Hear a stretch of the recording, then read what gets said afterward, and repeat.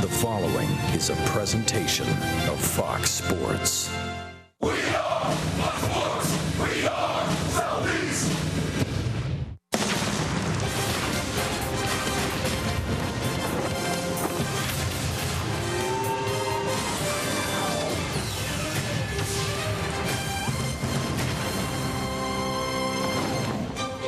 From beautiful Pittsburgh, Pennsylvania, it's time for Braves baseball. An historic day here in Steel City as we get set for Game 2 of our 4-game series. For the first time since 1990, the Atlanta Braves have made an in-season managerial change.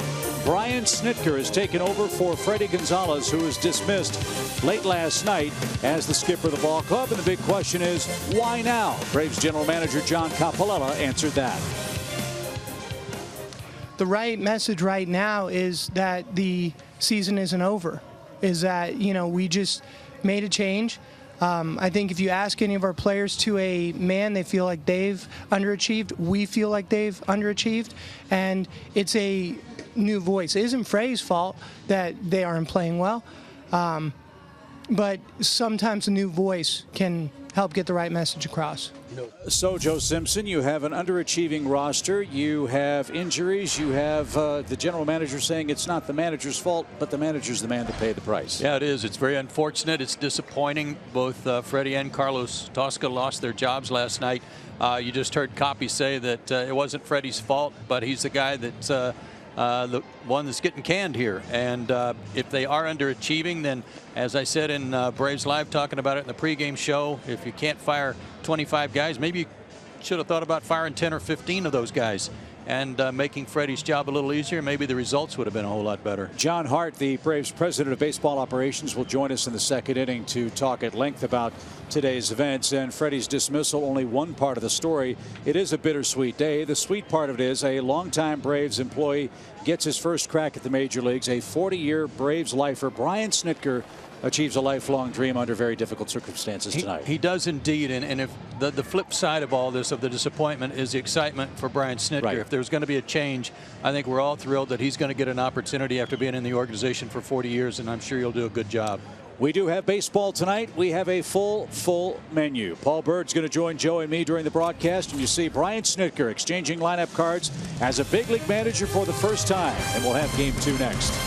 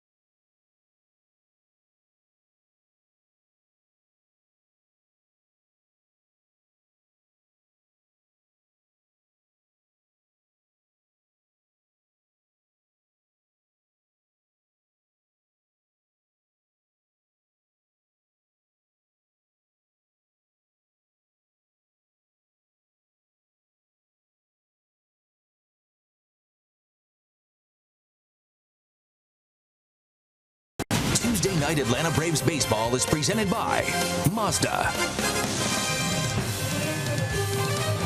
Back in Pittsburgh, Game 2 of our 4-game series. Aaron Blair against Juan Nicasio here in the shadows of the Roberto Clemente Bridge. An absolutely gorgeous place to watch a big league ball game. Cloudy skies, 61 degrees, gentle breeze at 3 miles an hour out of the north. And the Braves are hoping to join the ranks of double-digit winners in Major League Baseball this season. Atlanta at 9-28 on the year. One game behind the Minnesota Twins, who have the second fewest total of victories in Major League Baseball. So Brian Snitker, his first managerial lineup card. And Joe, as you'd expect, there are a couple of changes. NCRT and Markakis flip-flop in the 1 and 2 spots on the batting order. And Daniel Castro gets the start at shortstop after Eric Ibar's struggles continued here in Pittsburgh in game 1. Yeah, let's hope that Castro's in there for the near future. Gets a chance to play. You know, neither one of those guys are hitting too much, so if that's the case, then let's see the guy that's going to catch the ball at shortstop. The other side on Inciarte and Markakis, I like that too, because it puts a guy with more speed at the top of the order. So you see Brian Snitker talking things over with Terry Pendleton. His job description was also reassigned along with that of Eddie Perez, and we'll tell you about those reassignments and a new member on the Braves coaching staff when we come back to Pittsburgh and get you ready for first pitch at BNC Park.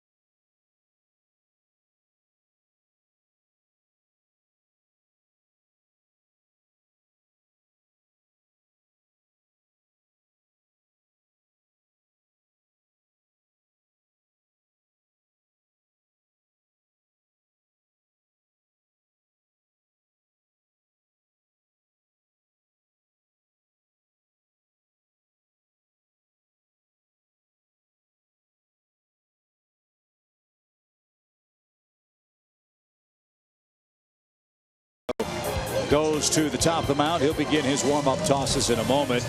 As we went to break, we told you about the staff reassignments with Brian Snitker taking over as the Braves interim manager. Terry Pendleton has been named the Braves bench coach. Eddie Perez will move to first base coach. Marty Reed is now the Atlanta bullpen coach, and as we've mentioned as well, let's not forget Carlos Tosca. He too was dismissed along with Freddie Gonzalez. Yeah, so a real shuffling of the deck. I told Terry today, I said, well, at least you don't have to wear that helmet anymore. And I asked Eddie Perez, I said, whatever you do, don't forget your helmet. He goes, oh, I've already got one. My head. Yeah. This is such a, personally, a day of mixed emotions. I said that a moment ago. I'm numb, quite frankly. I don't think any of us expected this team to play this poorly, and it's a shame that, as you said, it's tough to fire 25 players and that a good man had to lose his job, despite everyone saying it really wasn't his fault. It's just one of the horrible things about the business of baseball and the business of professional sports sometimes, that situations like this arise. Well, when it was also mentioned that going forward into 2017 that Freddie Gonzalez was not going to be the manager of the Atlanta Braves, that was mentioned in the interview in the dugout today as well. That's the bottom line. None of this, the rest of this matters. If he was not going to be the manager going forward, then certainly I can't imagine that he wanted to be a lame duck guy finishing out the season. And from the team standpoint, if they're going to make a change at the end of the year, or if by chance one of the guys in the dugout right now becomes the manager, then probably best just to get on with it. And if that's the case, I'm sure Freddie said, yeah, let's Freddie Gonzalez, let's go ahead and do this if that's what you're going to do. Here's Juan Nicasio, great big guy, 6'4", 250. Lefty's wearing him out. Right-hander's not so much. His last 2 starts, 10 innings, 12 hits, 8 runs. So maybe the Braves can jump on him early and give Aaron Blair an early lead. Ender Inciarte is the Braves leadoff man tonight. And Nicasio's first pitch is over but low. 1 ball, no strikes. Nicasio won a starting job this spring when he struck out 24 men in 15 innings and didn't give up a run. And he truly is a medical miracle. He was hit in the head with a line drive 5 years ago by Ian Desmond and suffered a broken neck. And as you can see, he is back and back throwing very hard. That was at 93 miles an hour. 1 ball, 2 strikes. And that's about the top end for him.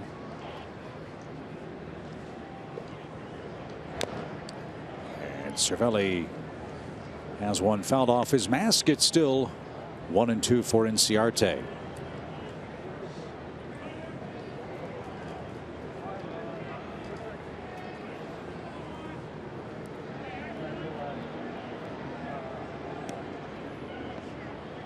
Swing and a miss. Ball in the dirt. Inciarte is going to be gunned out, and the ball game begins with a strikeout and a throw to first. 1 up, 1 down, and Nick Markakis will stand in.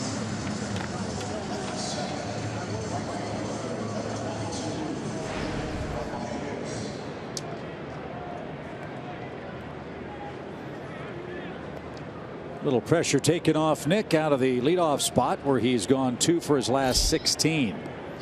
Tonight he makes his 8th start in the 2 spot on the lineup card. Nick's average at 257, 21 RBIs, and he takes a strike.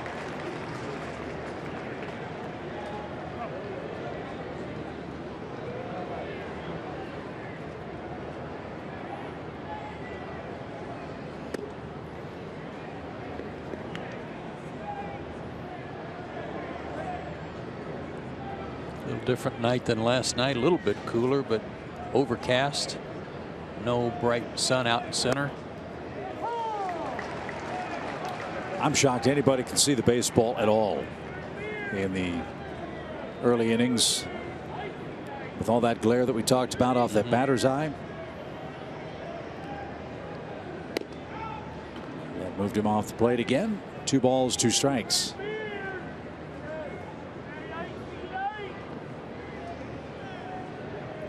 But much friendlier hitting conditions for game 2. And that's grounded foul past Bo Porter, and it'll sneak behind the tarp. 2-2.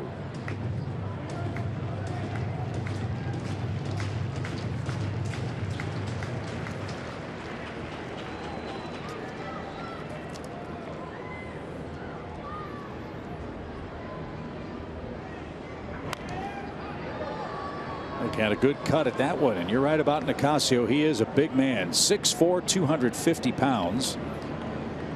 Broke in with the Rockies, and like so many Colorado pitchers, struggled to keep that ERA under 5 runs a game. Went to the Dodgers, pitched out of the bullpen, and had a terrific year last year. And he just struck out Markakis looking. 2 up, 2 down, 2 strikeouts, and here's Freddie Freeman. His last 2 starts, he's had some strikeouts. In those 10 innings, he struck out 8, only walked 3, which is a low number for him compared to his previous 5 starts, but a lot of hits.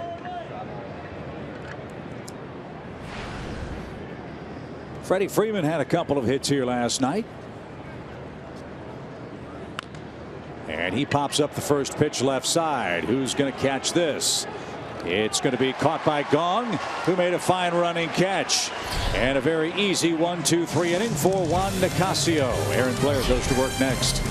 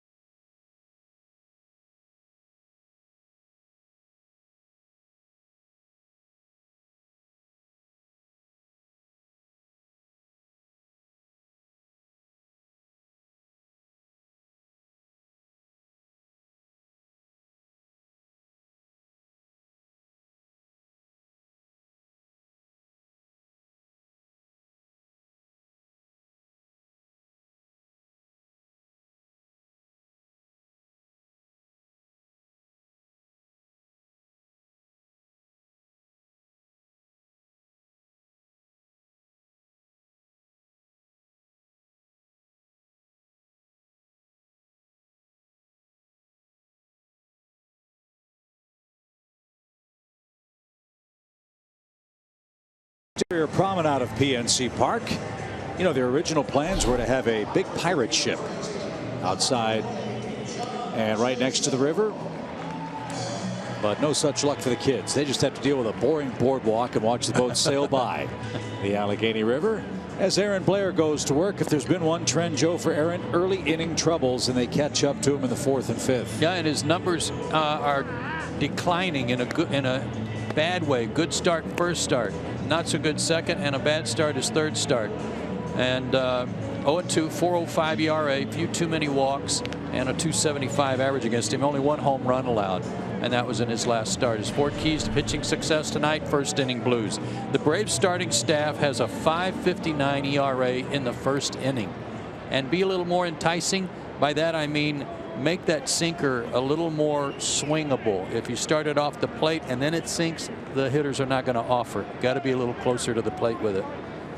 So let's see how economical Aaron Blair is tonight. John Jaso pops the first pitch out of play. Steve Reich one to the Pittsburgh leadoff man and first baseman. They have a nice combo with Jaso and Sean Rodriguez over at first. Jaso has a .320 average in the opening inning. He's hitting .279 overall. He broke his bat. That one's popped up. Alex Smith comes on, can't get there. It drops in for a blue pit. And Jaso's first inning magic continues at home tonight. That's kind of where the game started last night. A bunch of infield hits that eventually led to 3 runs. Jam shot out there and just dumped it in.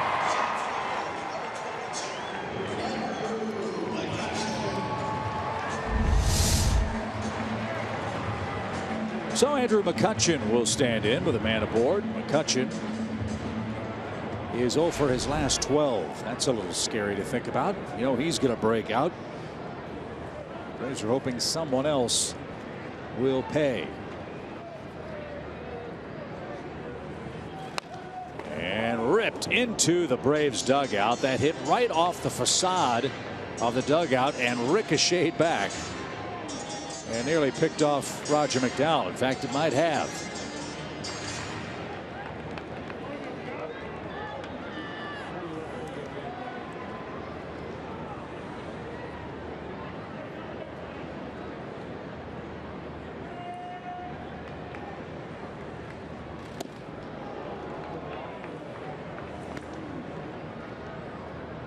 McCutchen, one of the game's great players.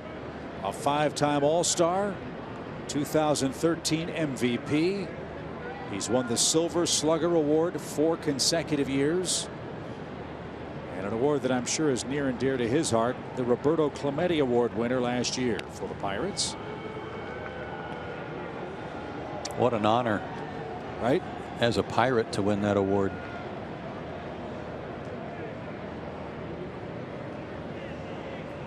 One ball, one strike.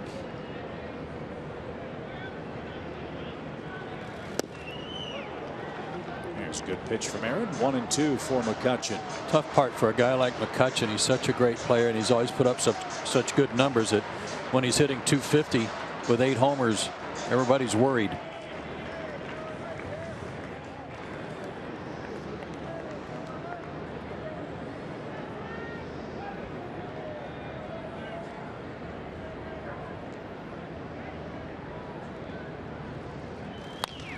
Line drive toward right, but right at Markakis, and McCutchen's retired.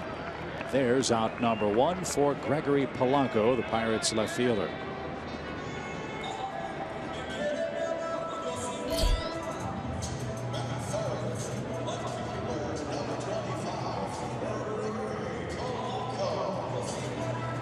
Gregory Polanco had 3 hits last night. He ran through a stop sign, scored a run. And this Pirate outfield, so athletic, so young, so powerful, is without Starling Marte again. He's in day 2 of his paternity leave. Baby girl born to the Marte family yesterday.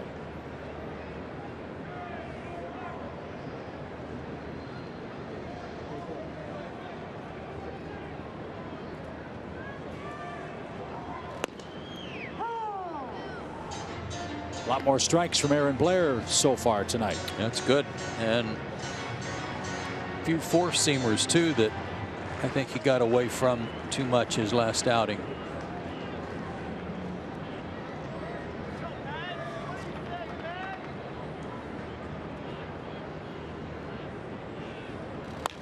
Line toward right, headed for the corner.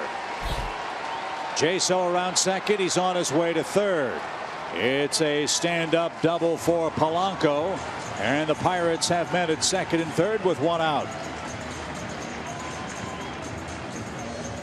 This first inning has been such a bad inning for the Braves starting pitchers.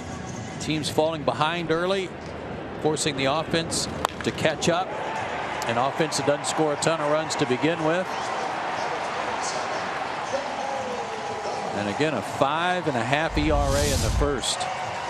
Standing ovation for Jung Ho Kang, who's playing in his first home game since last September 17th.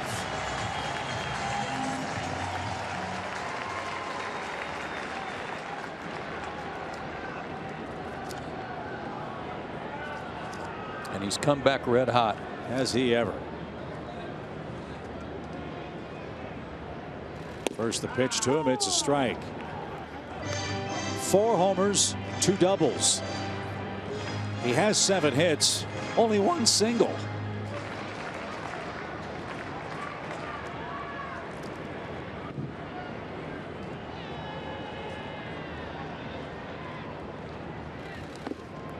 Nice block by AJ. Gong finished third in the baseball writers voting for National League Rookie of the Year last year. He hit 15 homers, hit .287, played 126 games.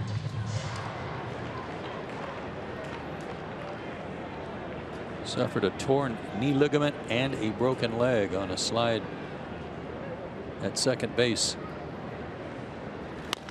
Ground ball toward third.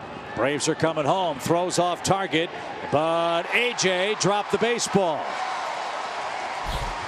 And Polanco glides into third base. Beckham threw home. The throw was up the first base line. AJ caught it, reached to apply the tag, and the ball trickled away from him. It's 1-0 Pittsburgh.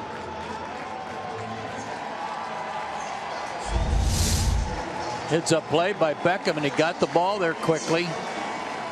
A little off the mark.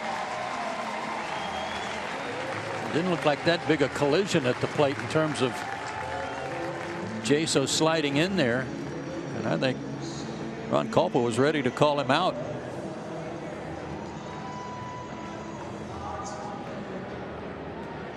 Yeah, he was out. It's the back foot that kind of waffled his glove and caused it to trickle out. So a play that probably should have been made wasn't. It costs Atlanta a run, and now Francisco Cervelli digs in. Big news for Cervelli today. He just signed a 3-year, $31 million contract, which will buy you a lot of ice packs. Yes, it will. Good for him. He's earned it.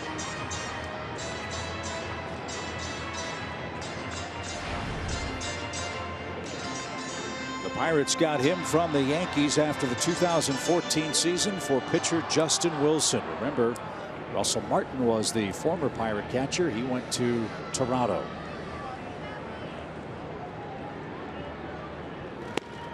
And a strike. Need that sinker ball to work here from Aaron Blair. Get a ground ball. Limit it to 1 run.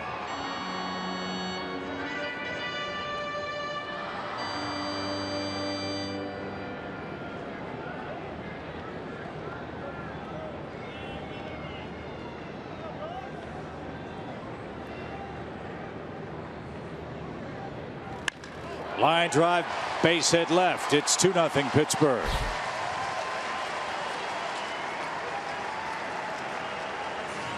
Polanco scores Cervelli's 19th RBI and his 8th RBI against Atlanta in 7 games.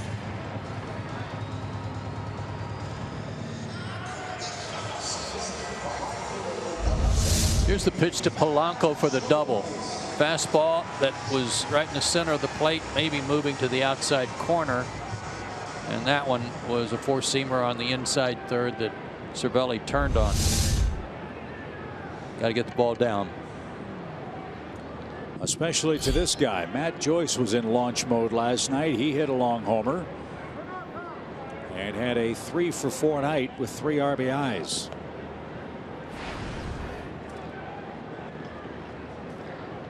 Pretty nice fourth outfielder numbers, I'd say. Yeah, I was going to say he's got to relish a night like that, knowing that Starling Marte's out. He's going to get a chance to play. When you get a chance, better produce, and he did. Well, give him credit for coming to the Pirates. I don't know how many other offers he might have had, but he knew that the playing time here would be limited with their outfield.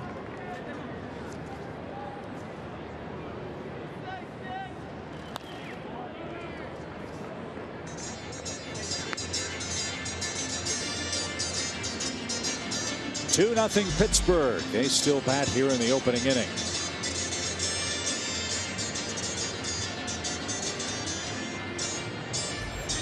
That's Clint Hurdle, longtime successful manager with the Colorado Rockies. He's helped change the culture here with the Pittsburgh Pirates. He and Ray Searage have done a great job with his Pirates club, and Searage with the Pittsburgh pitching staff. I didn't notice it, Chip, but they charged an error to A.J. Pierzynski on that play. Fielder's choice and an error. No RBI.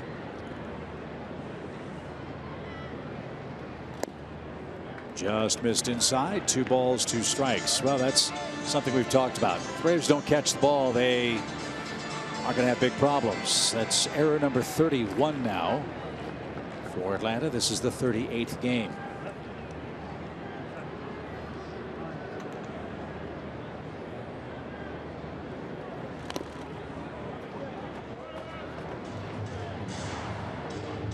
And here we are again. Blair's next pitch will be number 20 of the opening inning.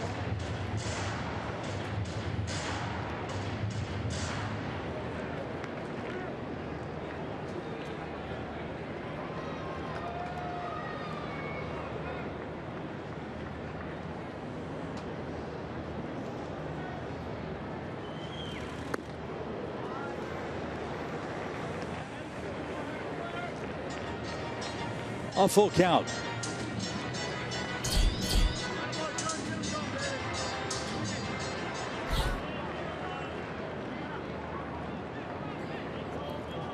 The way this team likes to run, wouldn't surprise me to see them going. 26 steals as a club, tied for first in the league. They hold as that one's cut on and missed. So Joyce, a strikeout. First of the night for Aaron Blair. That's the second out of the inning.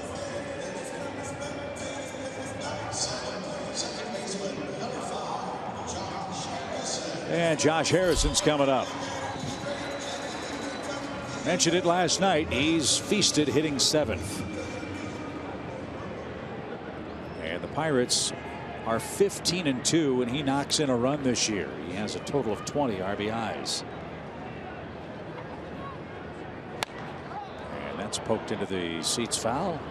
Fans from Allentown are going to scramble for that loose ball.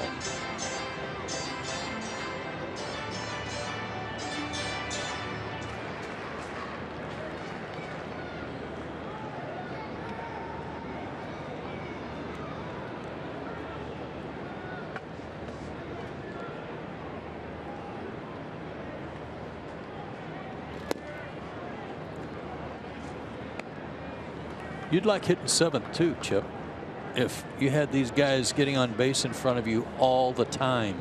They're second in the league as a team.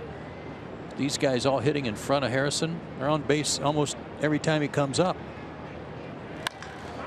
Line drive into center field. That's going to drop for a hit. It's off the glove of Malik Smith. 1 run scores. Streaking toward third is Cervelli. He'll stop there. Harrison comes through with another RBI hit. This one with 2 outs. And to quote the great Yogi Berra, it's deja vu all over again. 3 runs for the Pirates in the first inning tonight as well. Looked like a good pitch to hit. And Malik Smith didn't field this cleanly. Another pitch up above the knees, down the middle. Malik's has it go off the end of his glove. But in his defense, I had a good line on that from up here. and that ball took a funny, it started hooking a little bit right as it got to Mallex. It wasn't a bounce. It was actually hooking in the air that he had to change his route to go get it. So it's the second error of the inning. This one allows Harrison to move to second. And Jordy Mercer is the batter. He's the 8th place hitter for the Pirates, and he's got an 8-game hitting streak against the Braves. And the Braves will go ahead and walk him and face Nicasio and try to get out of the inning. Yeah, that's a good point, Chip. A 5.59 ERA in the first inning doesn't account for any unearned runs in the first inning caused by lack of defense.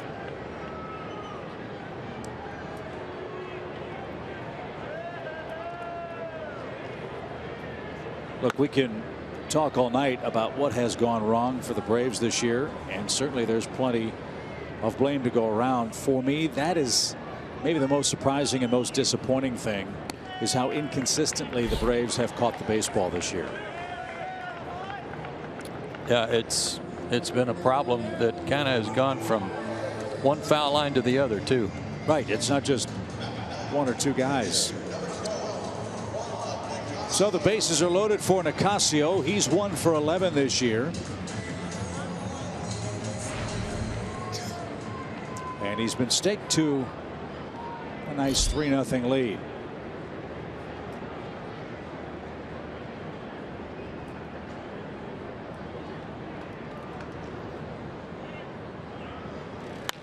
Line drive right field by the pitcher. 1 run scores. Harrison will stop at third. It's 4-0 Pirates.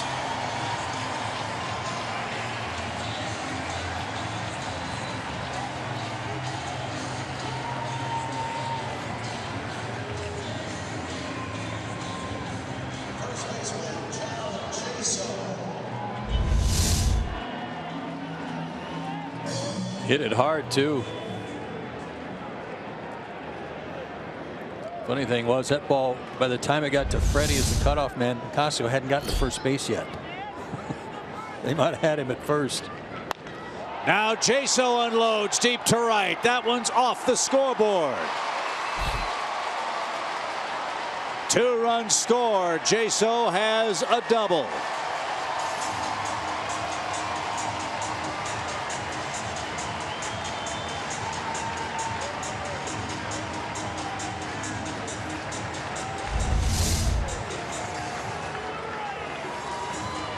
Center cut, and they're not missing. This team's 3rd in the league in batting average.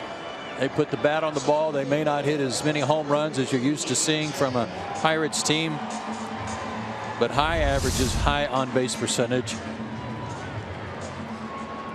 And when you're 2 for 2 in the first inning, I'd say that's a good start to your night. Yeah, it is. 6-0 Pittsburgh. 7-0 Pittsburgh. Here comes Jaso. They're going to wave him. Enciardi's throw to the plate is going to be in plenty of time, and that will retire the side. Pittsburgh scores 7 in the first. And Brian Snitker's wishing his plane had been late.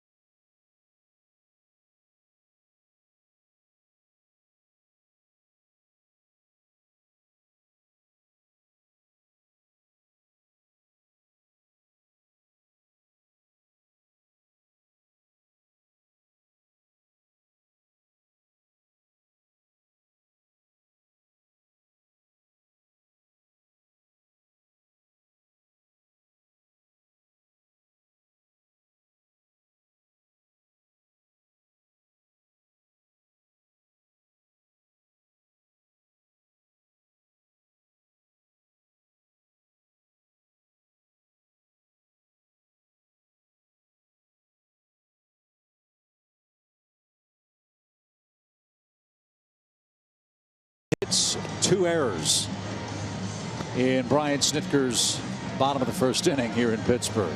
Egads. So we got to start over. Heading to the second inning, A.J. Przinsky, Gordon Beckham, and Kelly Johnson are coming up.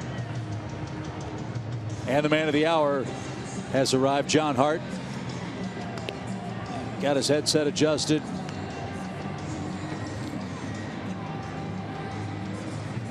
We're going to slide back to our fancy-dancy TV screen here and get things started once we get set up with John Hart. John, we don't even want to talk about the first inning.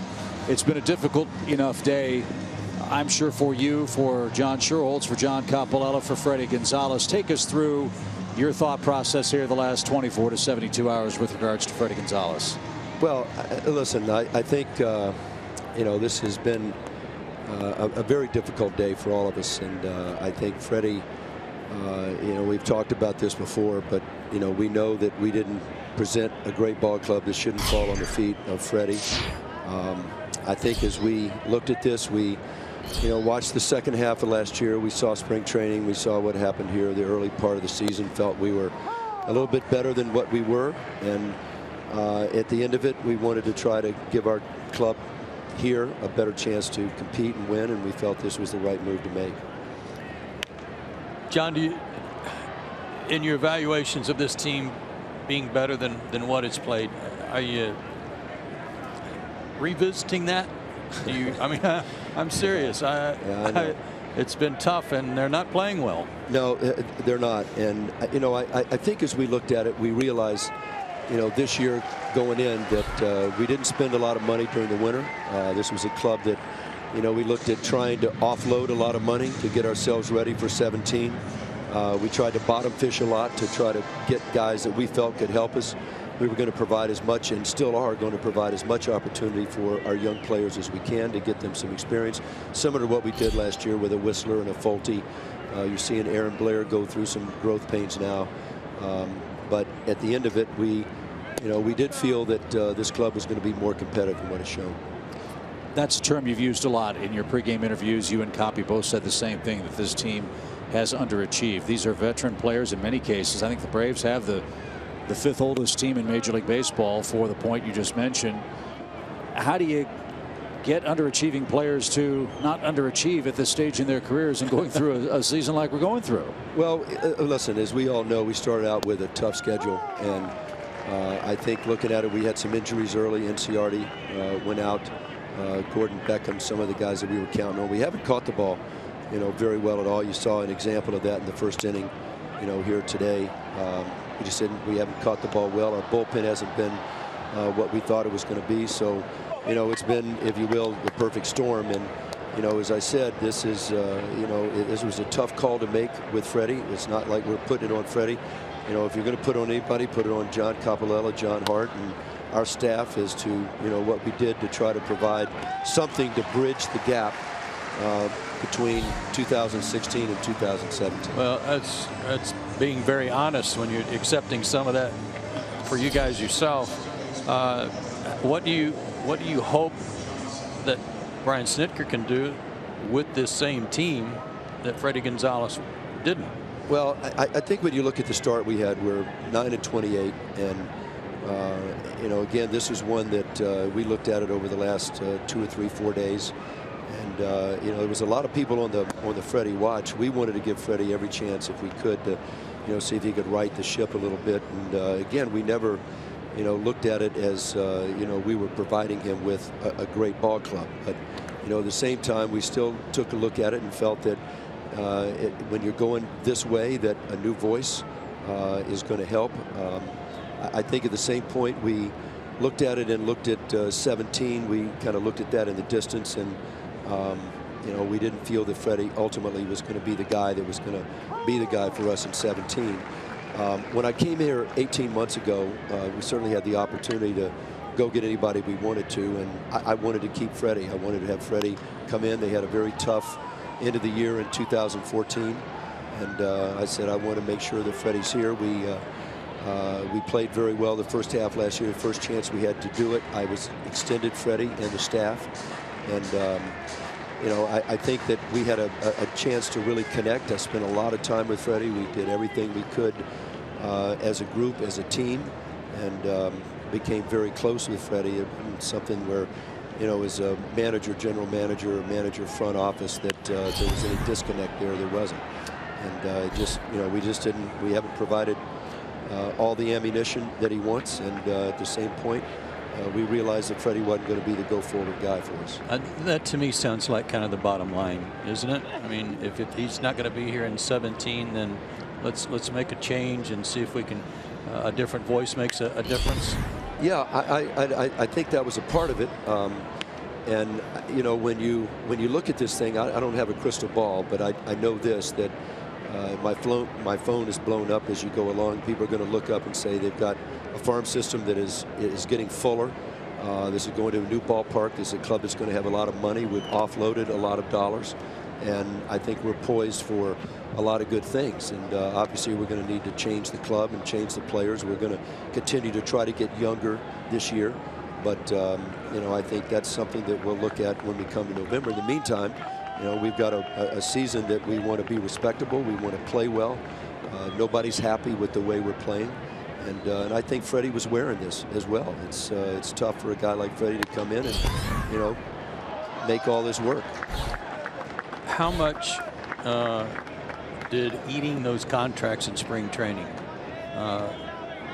big contracts, Michael Bourne, Nick Swisher, and even Bonifacio to a lesser extent, how much has that crimped your ability to do things already this season? Well, I think that again, when we looked at, you know, the Swisher and Bourne deal was in effect for us to offload money for 17. We had Chris Johnson on the books. We didn't feel Chris Johnson was going to be there, and so we made the money somewhat close during, you know, the 16 season. But obviously we were, you know, able to get rid of the $10 million that he had there. So that was a part of it, that we weren't going to be carrying that dollar there as we went forward. So it was a little bit of a convoluted deal. It absolutely hamstrung us for this year. We knew going in. I think the most money we spent on a free agent this year was $2.5 million. We didn't fish in the free agent waters, and so I think that that particular piece certainly hurt our ability to go out. We also felt we were going to spend some money in the international waters in Latin America come J2. That was a part of our decision that we want to do, and keep building it from the bottom up. 2 outs for Daniel Castro. No balls, 2 strikes. We're visiting with John Hart. John, can you stick around for another half inning? Sure. Thank you very much. 4 strikeouts for Nicasio. Pirates coming up again in the second.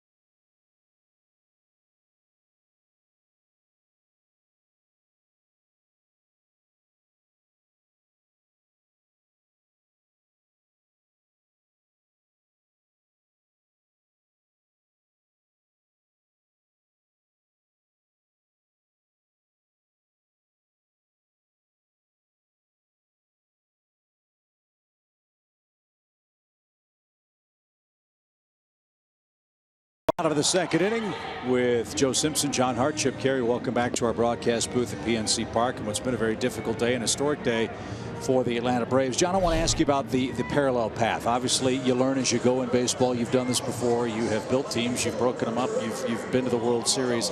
As you evaluate your thought process and this parallel path of being competitive and rebuilding, is that still possible in today's Major League Baseball landscape?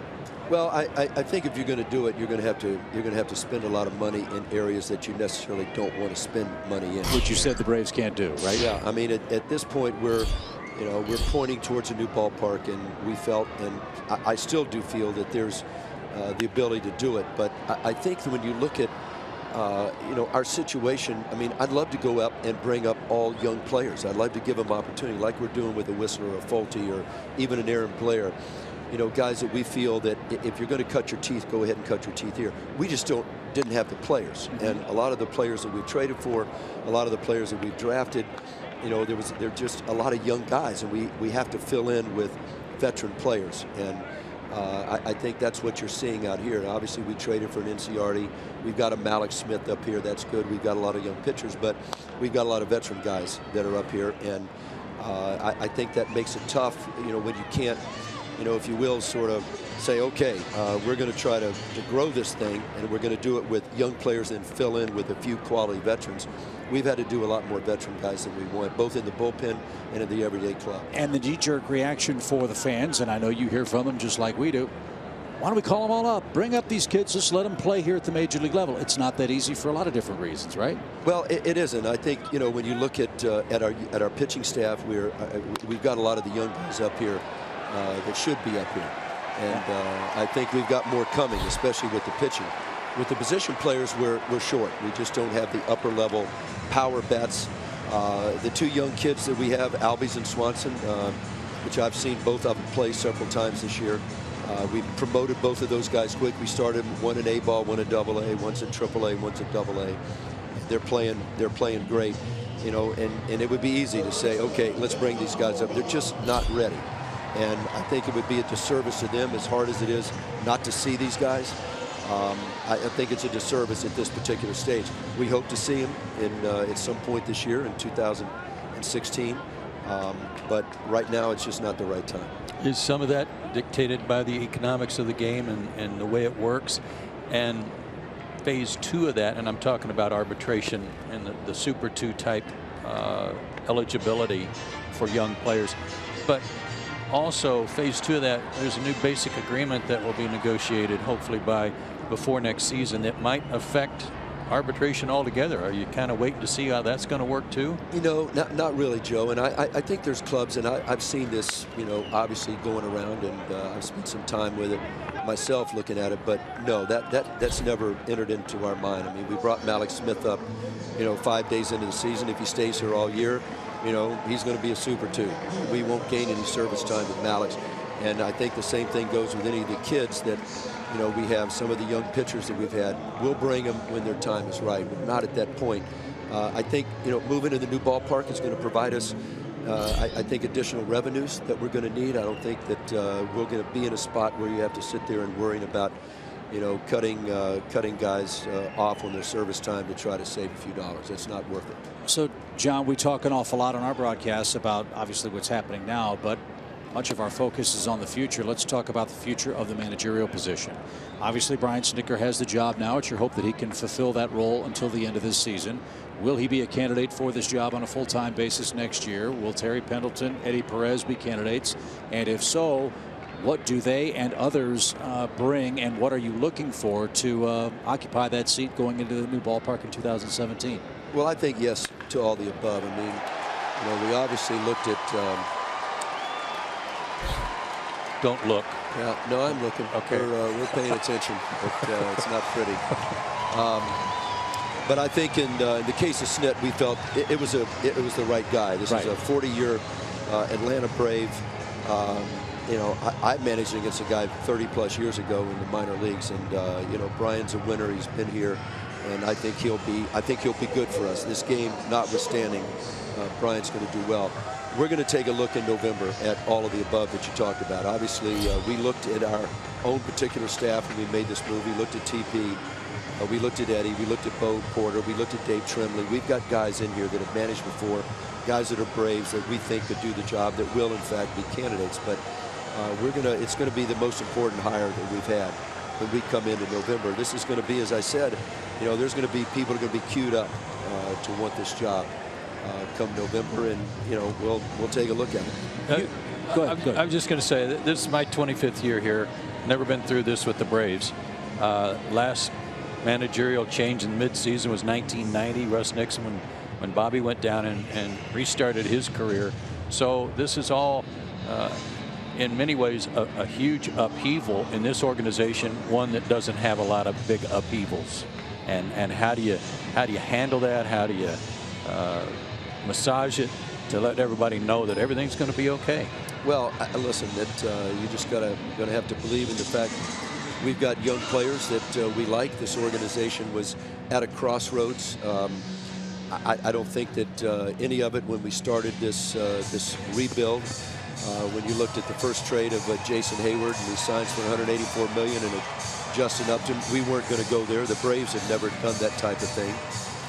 We didn't have a farm system that continued to produce a Chipper Jones or if you will, Tommy Glavine. Those guys just weren't there, Joe. And I think it required us the ability, not only that we didn't have the farm system, but we also were facing, players that were going to leave, and we were facing contracts of players that we just didn't feel were going to fit. And so trying to massage all of that within the guise of, the Braves have done this because they've had so many great players for so long, became a difficult situation. We understand it. Yeah, and I think what we've seen already in Malik Smith, Aaron Blair, notwithstanding tonight, Matt Whistler, those are three. Fultonevich. There's already been a good return.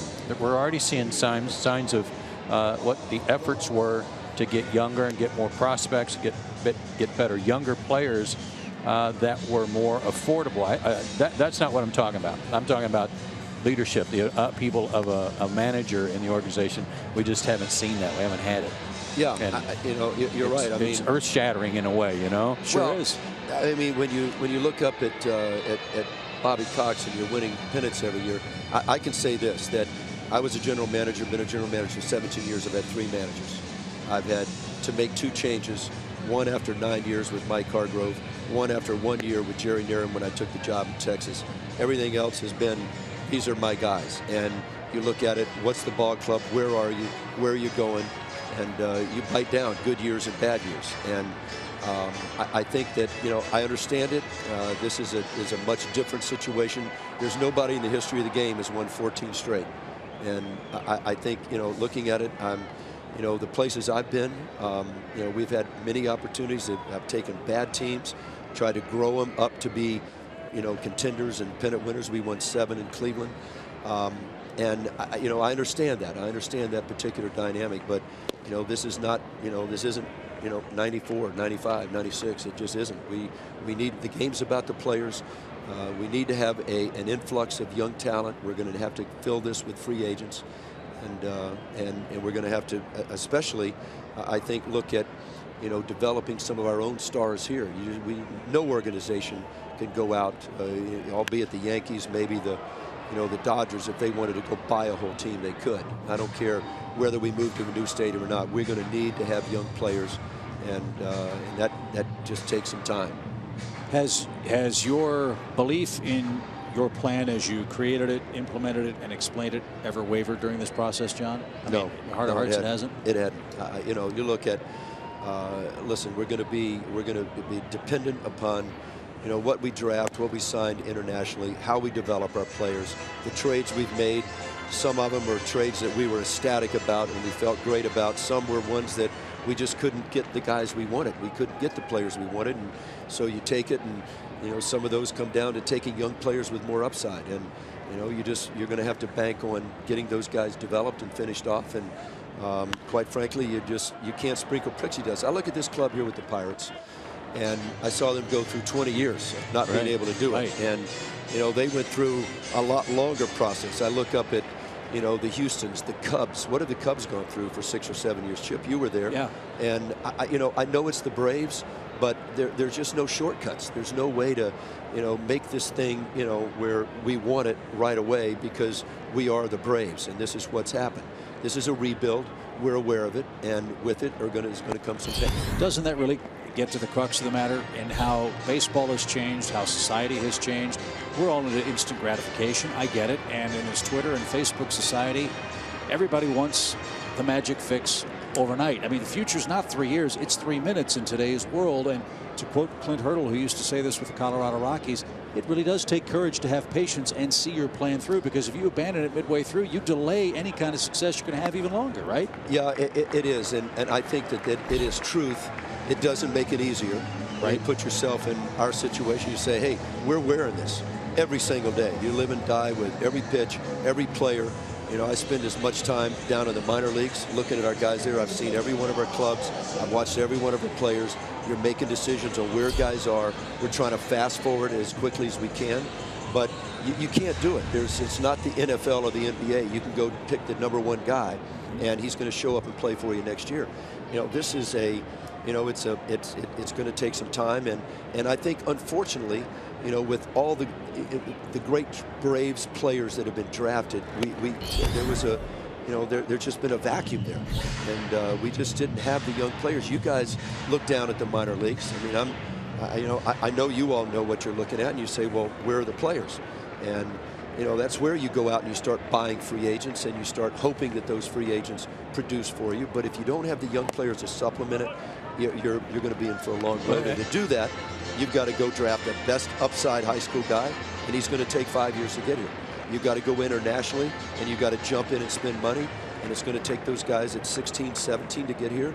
You know, they're going to be 22, 23. It just, you know, we sort of started at the beginning. But to do it right, you had to do it that way. And we knew how empty the minor league system was when you got here. We knew exactly how empty it was and how quickly that aspect of it changed in a matter of a couple of months, going from the bottom 5 in minor league systems to the top 5. So it's working.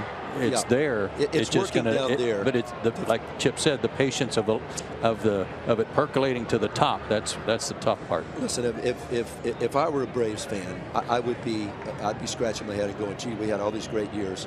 I think the Braves fans that saw the last year or two that, you know, things weren't exactly where they should be, and weren't Braves kind of players and what we're trying to do. And I think as an organization, you said, can we go out and supplement with more free agents? Can we just go write big checks and see if we can, you know, if you will, perpetuate this run, but knowing that the cupboard is bare, we just don't have any place to go. And I think that was the, you know, a part of the decision is that, you know, let's build it from the ground up. Let's build it from the foundation as it should be. And right now we're going through a tough time that, you know, as we talked about, obviously this conversation is a lot about Freddie. And, you know, I think Freddie was all in. There has not been a more loyal guy in any decision we made. I can remember Freddie saying many times, John, we have to do this. I know what's coming. I'm seeing it. I want young players. We need to do this. And, you know, and that's where the tough part is when you go to make a change. That you look at somebody that has bought in and was all in and, you know, wanted to be a part of it. But we still have, you know, we still have some room to grow. And but there is a different landscape, you know, that is coming on the horizon. And I think that, you know we have some young players that we're going to like and that our fans are going to like. And they may not come when everybody wants them. They're certainly not going to come when I want to see them. But I think with our new ballpark and the opportunities that that's going to provide, that this can turn around a lot quicker than it did with the Cubs or with the Houston Astros or, you know, the Pirates and a lot of other clubs that, you know, have had to fight this fight. All of us like reaffirmation in our jobs because I'd like to think we all have difficult jobs at different times in our careers. You're fortunate that you get to work with John Schuerholz and Bobby Cox. Fans know about the incredible run of success the Braves had starting in 1991. If you remember when Bobby Cox was general manager, he said it'll be a 5-year plan. It's going to take 5 years for this to turn around. Bobby was wrong. It took 6.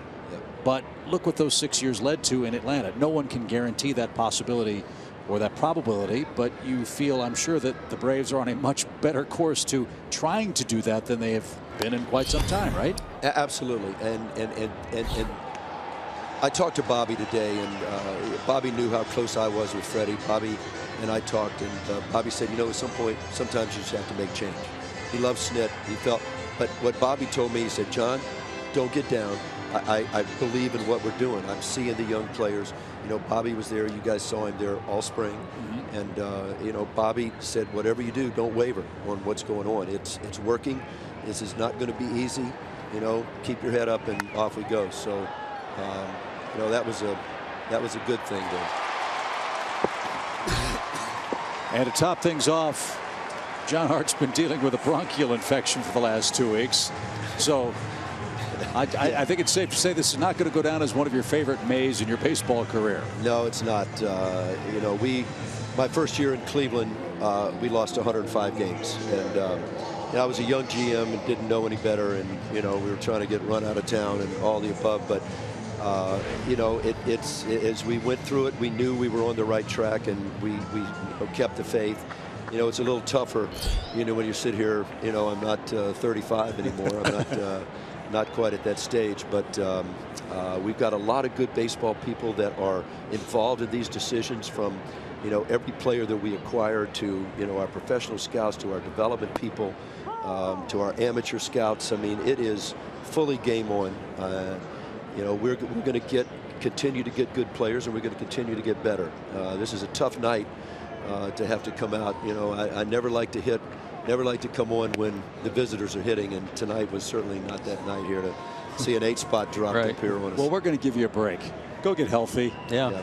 We'll see you back at the hotel, and we do appreciate you coming on and explaining the thought process behind what was going on. I think it clears up a lot of things for me. I don't want to speak for Joe. I'm sure it does, but and hopefully for Braves fans too.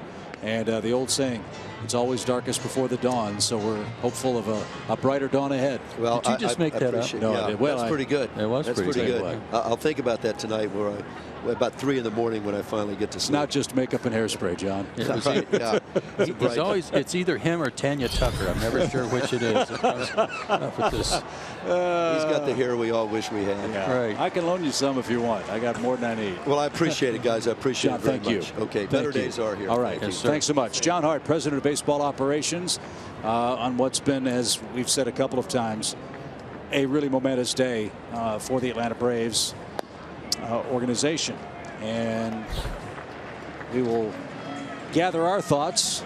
We will get our scorebook in order. And then Joe and I will try to recap and digest what John Hart just told us when we come back.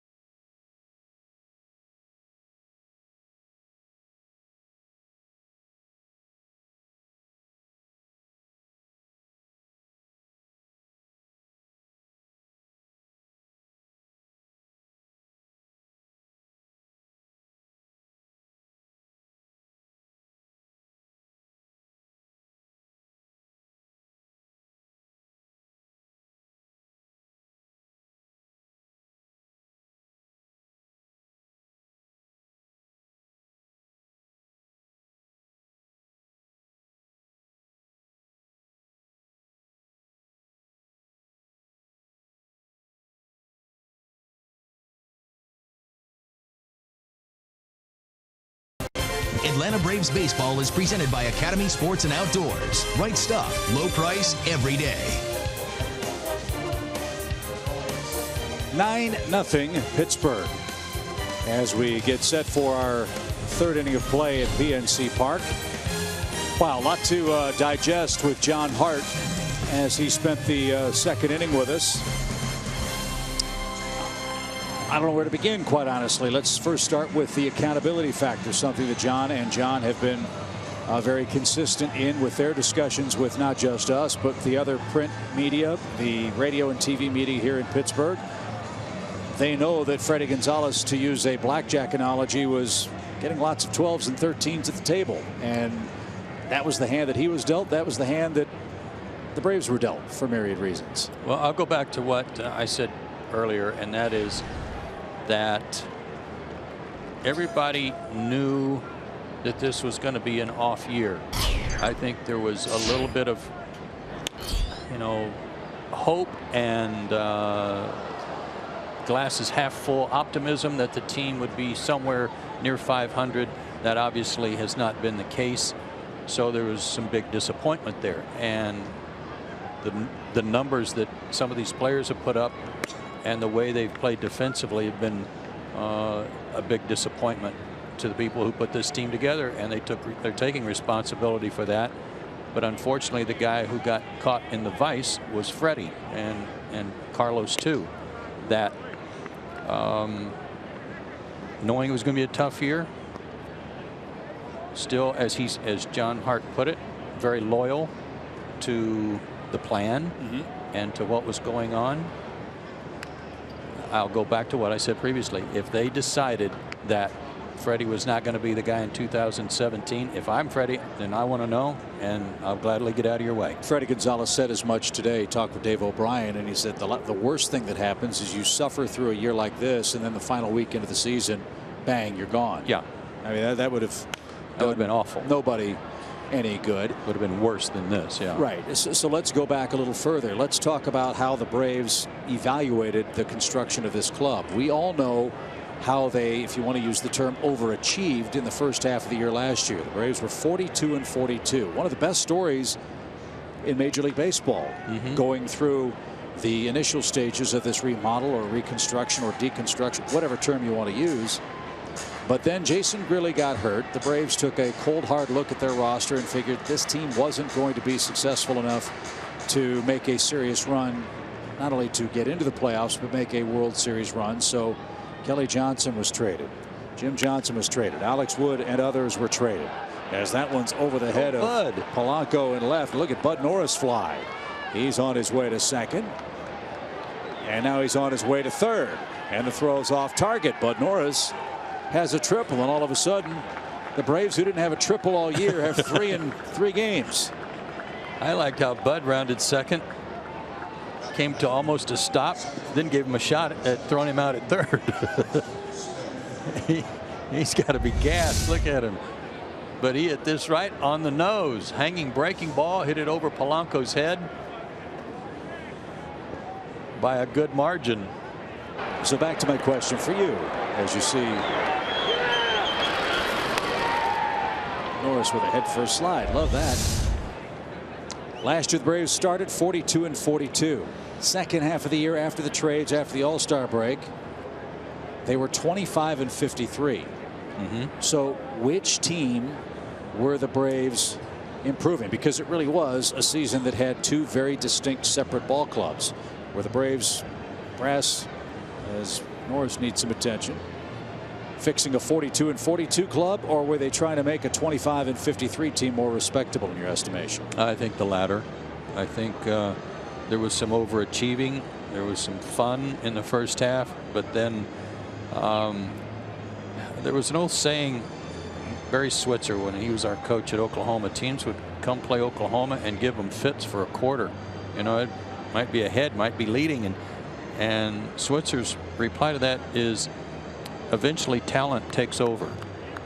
You know, that they can't sustain it for 4 quarters in that football game, that talent will prevail. And I thought that was applicable to last season's team. And John Hart said as much. This is about players. The Braves did not have enough players in their farm system to keep what was going.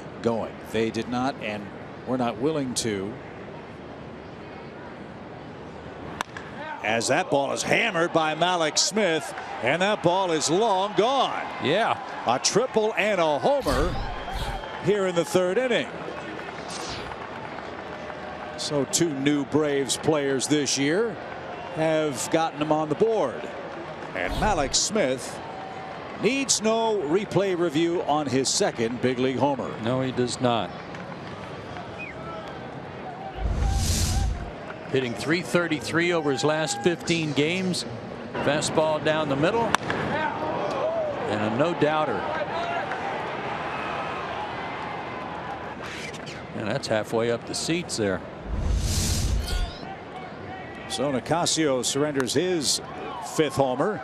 And now a base hit by Ender Inciarte. And 3 straight Atlanta hits here in the 3rd inning. 9-2 game. But you were talking about last season as it led into this season, and that's why I asked John the question about the contracts that the Braves had to eat this spring when they released a couple of players. There was a little bit of a cushion there because they had gotten some money back from the Indians in that, as he put it, convoluted deal. Right. But still, that ate up a lot of budget for 2016. And the Braves weren't going to meet the asking price of Justin Upton. They knew they weren't going to meet the asking price of Jason Hayward, so they made the deal with the St. Louis Cardinals and turned Jason Hayward into Shelby Miller and Tyrell Jenkins, which turned into Ender Inciarte and 2 terrific minor league pitching prospects. One of them is Aaron Blair, who started tonight. So yes, the Braves have made some dramatic moves. I would guess the error, if you want to call it, is there aren't enough big league players that came back right away to help solidify what we're seeing on the field now. I don't think they wanted big league players. I don't think they wanted guys. They wanted the guys that they could finish developing and have on their roster, and have control over for 6 or 7 years. So I don't think they wanted a lot of major league level players. They got Inciarte because the Braves needed a center fielder badly. Right. And Inciarte is a terrific player. So they did well there in that gigantic deal. But otherwise, it's the patience part. It's the younger, not ready for the big leagues, not ready for primetime players, if you will. But hopefully someday they will be. 3-0 count for Markakis, and that one's in for a strike. A triple, a homer by Malik Smith, and now Inciarte is single. He's at first base. 9-2, Pittsburgh the lead. All 9 runs charged to Aaron Blair, who went 1 inning and 1/3 tonight. Inside corner, Markakis thought that was ball 4.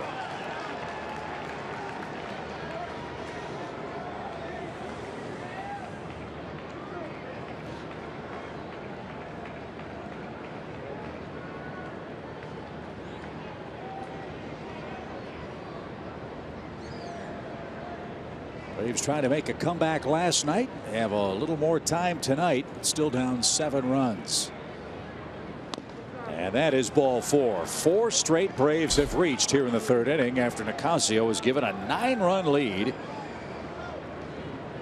He's struggling with his command, and the Braves are hitting him hard in the inning. And there's Ray Searage. And Freddie Freeman coming up.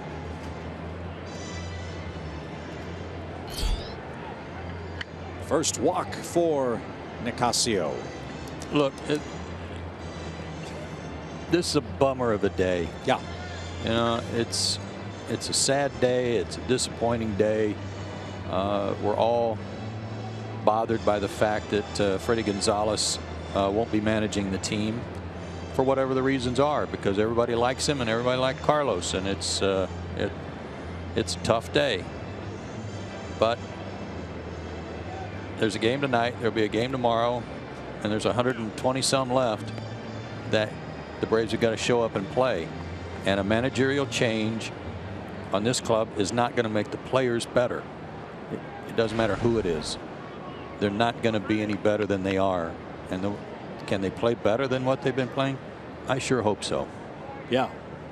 Otherwise, but a managerial change is not, in my opinion, not the difference in this. It's just they've got to play better. I mean, you and I were talking before the game. After this downer of a day, I looked at my watch and I said, Joe, it's May 17th. Yeah. I mean, think about that. We've got 3.5 months left. As Freddie Freeman digs in, he popped out his first time, and Nicasio missed again. Have you been on teams that have made managerial changes in the middle of a season? And yes. So As a player, as but not. So as a player, it's a different voice. What exactly does that do, if anything? Well, I was on a couple of extremes on that. We were a very poor team, maybe even an underachieving team in some regards in Seattle. And Daryl Johnson, the original manager of the Seattle Mariners and a solid baseball guy, was in his third year, I think, of managing the team, and was let go late in the year, and Maury Wills was hired. And Maury Wills came in our clubhouse, and the first thing he said to us is, "Gentlemen, I know more about the game of baseball than any man alive." And we all looked at each other like you're looking at me right now. And he immediately, the team basically put him on notice that, okay, well then prove it. You know, show us how good you are at running a team.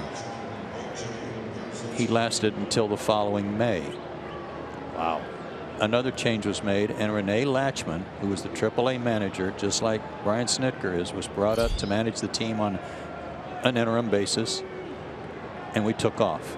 And the way he ran the club was outstanding. Now this is a different season, so it was different players and a fresh start, more or less. But those were two 180-degree different changes that made a difference. Bases loaded for A.J. Pierzynski, and Nicasio cannot find the strike zone. This is unbelievable. It's great. And Ryan Vogelsong, the man he beat out for a roster spot in rotation, is now loosening in the Pirate pen. Nicasio has an 8.4 ERA against Atlanta in his career. 30 earned runs in 32 innings coming in. And this one's popped into shallow left. Polanco's coming on, sliding grab, and he made it. He's better coming in on the ball than going back. And he made a nice play to take away a hit try for A.J. Pierzynski. 1 out. A.J. got a pitch up, and he's a better low ball hitter than a high ball hitter. Got jammed a little bit. Polanco there to take a hit away from him. Did not look like a strike. 1 out for Gordon Beckham. He grounded out his first time. But Norris led off the inning with a triple. Malik Smith homered to right. And now Beckham takes strike 1.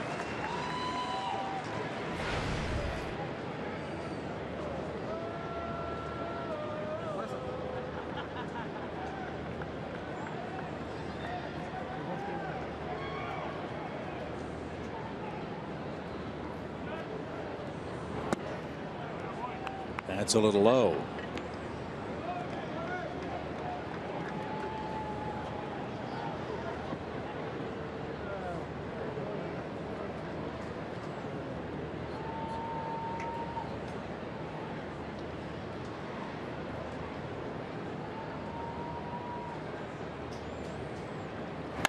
Line drive right field. That'll drop for a hit. Ball kicked for a moment, but no further advance, and the Braves have 3 runs across here in the 3rd inning. It's now a 9-3 game, and Kelly Johnson's coming up. Bases still loaded, 1 out. Nice swing here by Gordon. Fastball was supposed to be inside, was actually on the outer third, and he took it that way and hit it sharply. Gordon swinging the bat great. 4 for his last 12. He's got to be up close to 300 now. That's his 7th RBI. Kelly Johnson already with a hit tonight.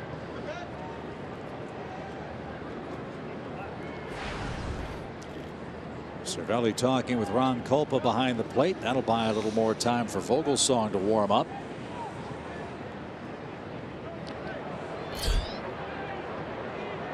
And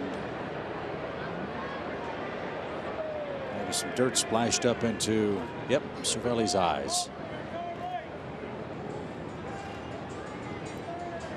Might be some contact issues too. Maybe the contact has floated off of his pupil.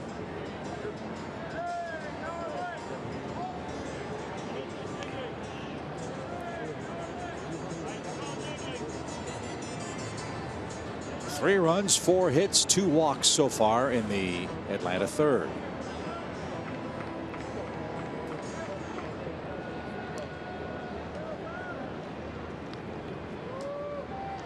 A long one would make things very interesting.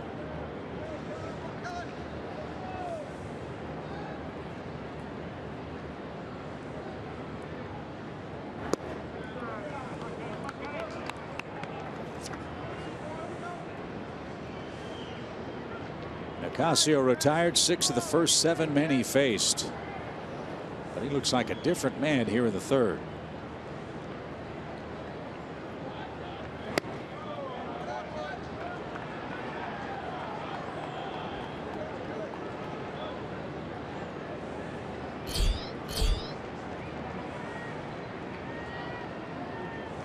Pitch number 28 of the inning coming up. He's only got 1 out.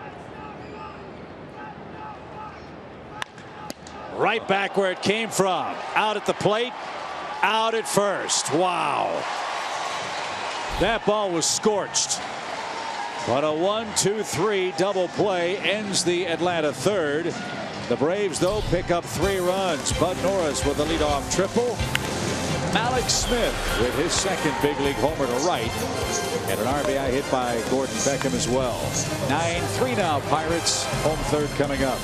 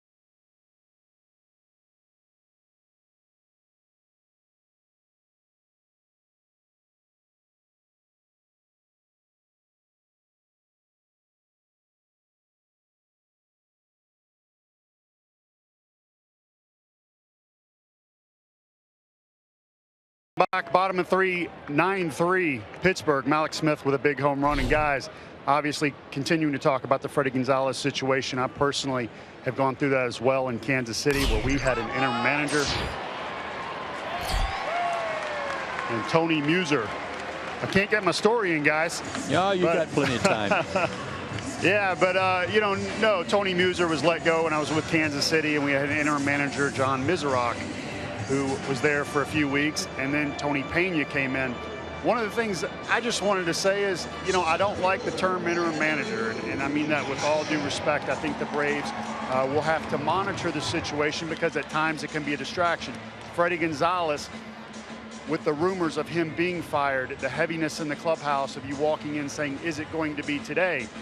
I think the Braves will have to monitor a few months from now whether or not that will be looking at Brian Snitker and saying who will replace him. Guys looking forward to the Braves, the rebuilding process, them making a choice, everybody getting on the same page and moving forward. We will see how this plays out in months to come. Back to you. Agreed. Thank you, Paul. Malik Smith, remember, had a bad ankle up in Toronto, had that slip, or in Kansas City, excuse me, and he might have tweaked it trying to keep this ball in front of himself.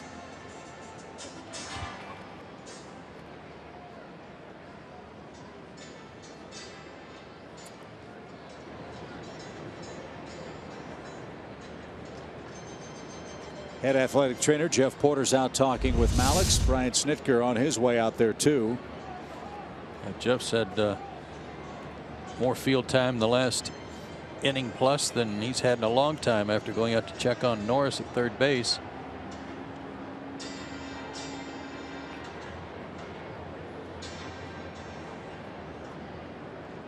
that would tell me he's feeling okay. That ball may have bounced up and done a Cervelli. Ouch. Got under his glove. Yeah.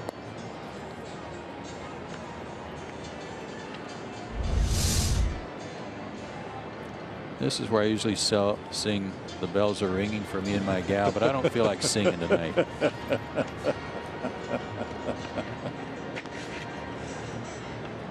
John Jaso, by the way, is 3 for 3 so far. And we're in the 3rd inning. Here's McCutchen. He has an RBI hit. Pittsburgh scored 7 first-inning runs. Bud Norris missed inside ball 1. Big series in New York tonight. At long last, the Nationals and Mets are playing. Their first of 19 games head-to-head. New York has jumped in front first. That's a 2-0 game.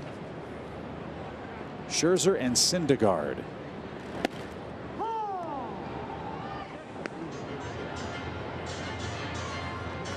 Phillies lead Miami 1-0. That's where the Braves head next. We've got a 3-game set with the Fighting Phils this coming weekend.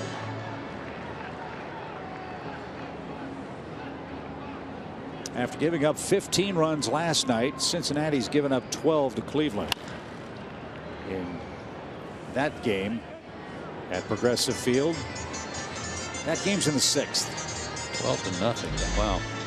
Reds have huge pitching problems. If you haven't heard, at one point this year, Cincinnati had a stretch where their bullpen allowed at least 1 run in 23 consecutive games, which is a modern major league record. And they're in similar straits as the Braves are.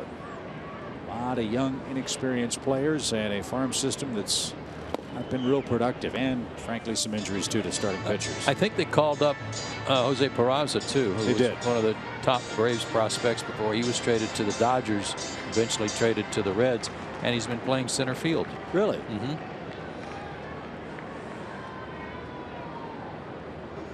2 balls, 2 strikes for Andrew McCutchen, and that's cued off the end of the bat foul.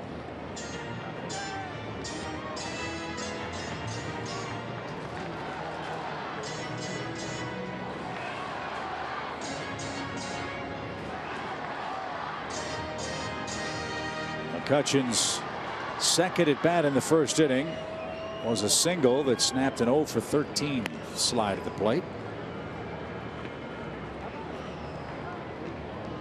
Gregory Polanco will follow him.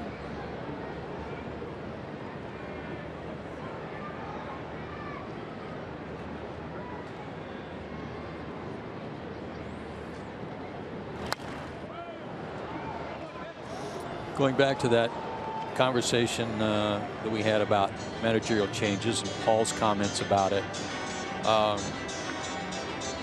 My comment about Maury Will's statement, that's one thing you don't have to worry about for Brian Snitker. He's not that way. It's not his personality. And the guys, 98% of the guys on this roster already know him so well that he'll come in and not have to prove anything. McCutchen checked his swing. And 2, I would think that as the summer rolls along and we start seeing more and more of the Braves youngsters make their way to the big leagues, your point is exactly true. Once a guy makes it here from AAA, well, if they played for Brian, he's going to know exactly what they can and can't do at this level, which is going to help him, help the player, and help the team. Yeah.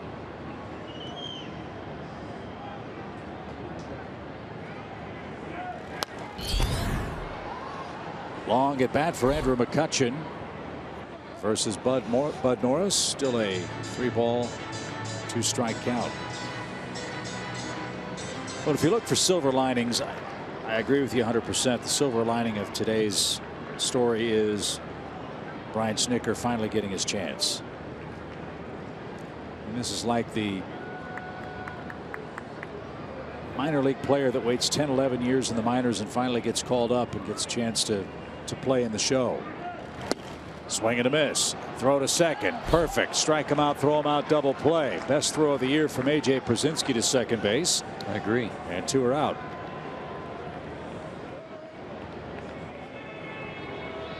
Before that, AJ had only been 3 of 20 on base stealers, and I mean, he got rid of this in a hurry.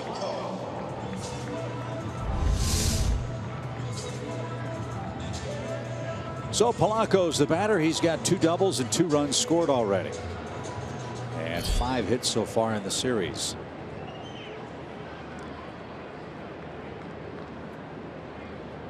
And the other part of that silver lining is with the staff shuffle, you've got 2 familiar faces in new roles and a new face in a new role. Thrilled for Terry Pendleton. Will now be Brian Snitker's right-hand man on the bench. Eddie Perez, the Braves' first base coach. And as you heard John Hart say, that if they are so inclined, they would be considered as full-time managers for this club beginning next year. That is, if they don't hire Brian Snitker on a full-time basis. And I said something to Terry today about not having to wear that helmet anymore. And he said, yeah, but I've got a whole lot more responsibility.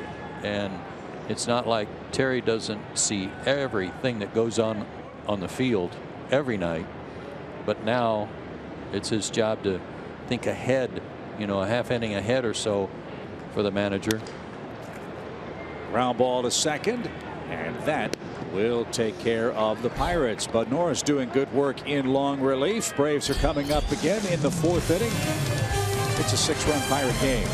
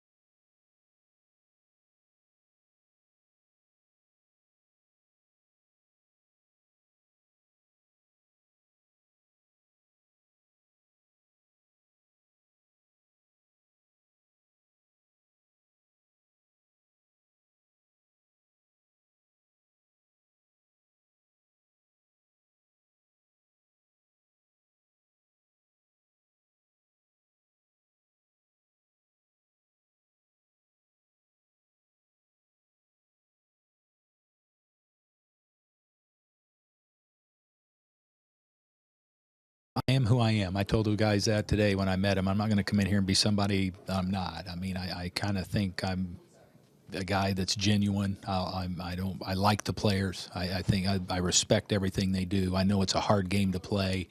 I just want them to relax and enjoy themselves and turn it loose on the field when the umpire says play ball. And you know, I'm not gonna. I told him I'm not gonna be a guy that beats you over the head and gets on you or anything. But you know, you come to play, enjoy yourself, and I just want it to be a good workplace.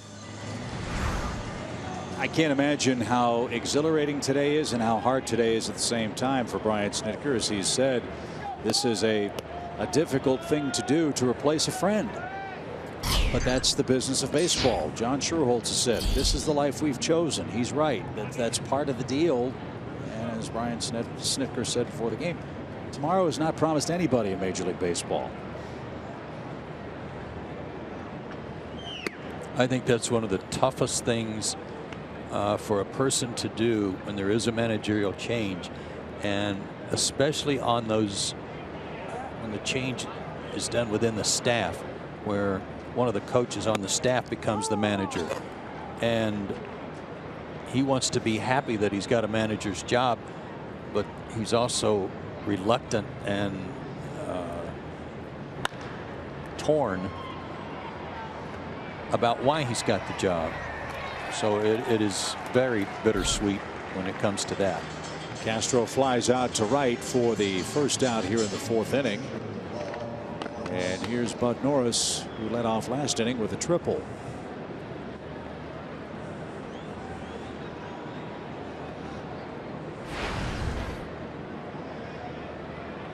We are told that Bud Norris's triple was the first by a Braves relief pitcher since Preston Hanna had a three-bagger. I'll be darned. July 12th, 1980 against the Astros. And again, the Braves didn't have one until they got to Kansas City. And now all of a sudden they're a triples hitting machine.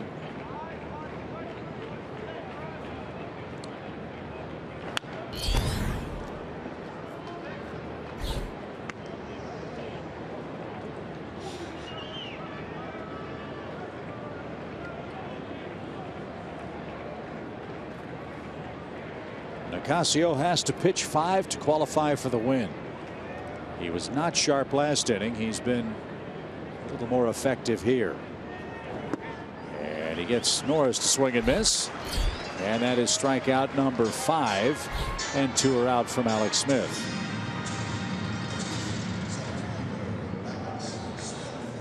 Alex Smith is not some ping hitting, speed first center fielder. He's got some juice in the bat. Yeah, he does.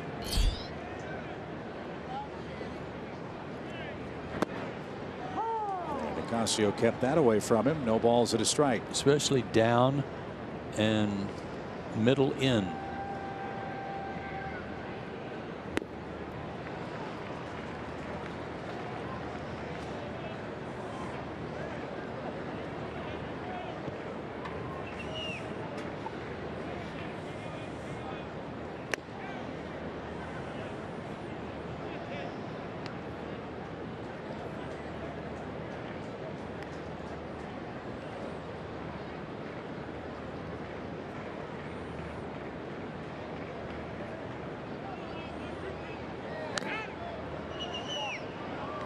Cervelli leads the league in foul balls.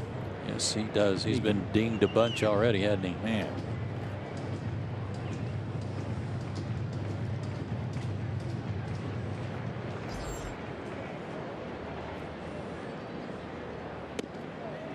Up and away. 2 balls, 2 strikes.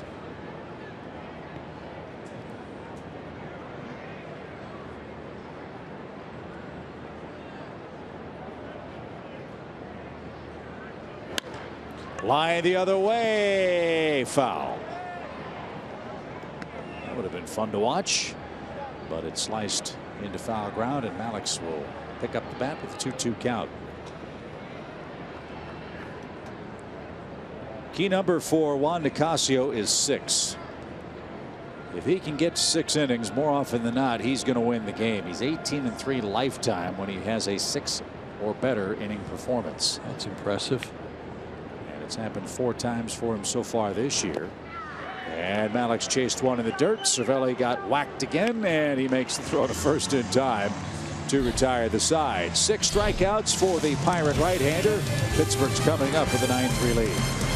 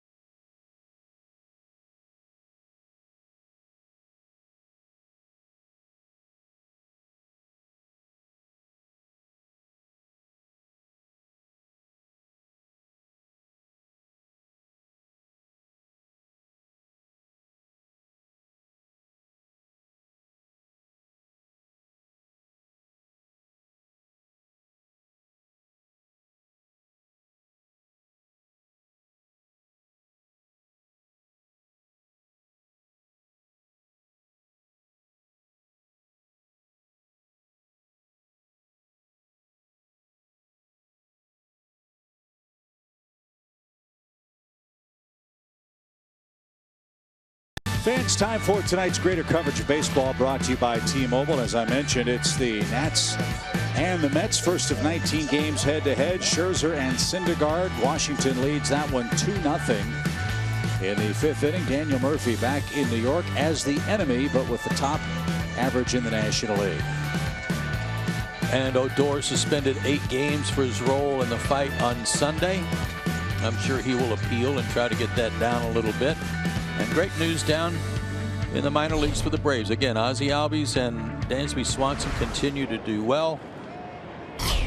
Continue to hit the ball, play good defense. We will see them soon, we hope. Another name we might see sooner rather than later, as Norris is back to work, is Shea Simmons. Remember? Yeah. Shea Simmons, a hard-throwing relief pitcher. Well, he made his first appearance since coming back from Tommy John surgery yesterday. He had the surgery in February of 2015, and the Braves really extended his rehab. I mean, they've been very, very careful with him. And Simmons pitched yesterday, 1 inning, 1 hit, 3 strikeouts. Yeah, he gave up a leadoff triple. Also walked a guy and struck out the side, so nobody scored. So that was his first outing. Outstanding. So we'll keep an eye on Shea Simmons as he continues to work his way back.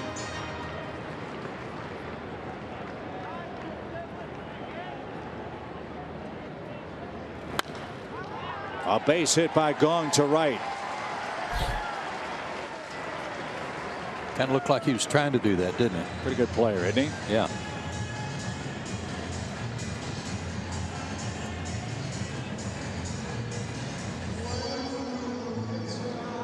And here's Cervelli. He is singled, doubled, knocked in 2, and scored 2. That's kind of funny. Cervelli is Venezuelan, but his dad is Italian, as you might be able to tell. And they play Dean Martin. That's Amore when he comes up. And someone told me, may have been Gretchen, told me that he gives relationship advice sometimes. He gets asked questions on the big screen. Right. Way high, 1 ball, no strikes.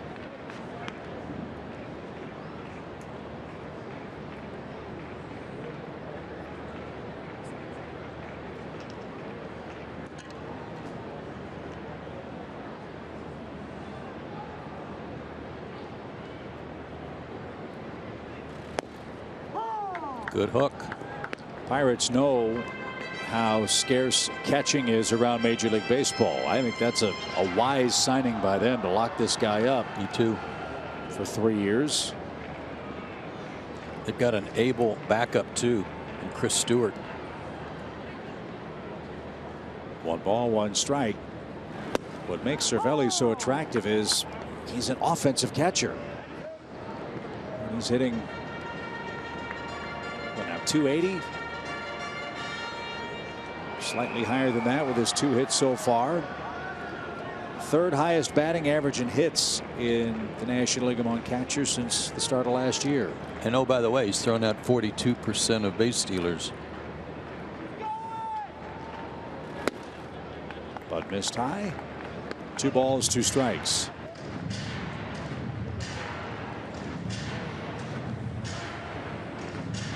If you're just joining us, Pittsburgh scored 7 first-inning runs. They sent 11 men to the plate. 2 more came across in the 2nd. The Braves got all 3 of their runs in the 3rd.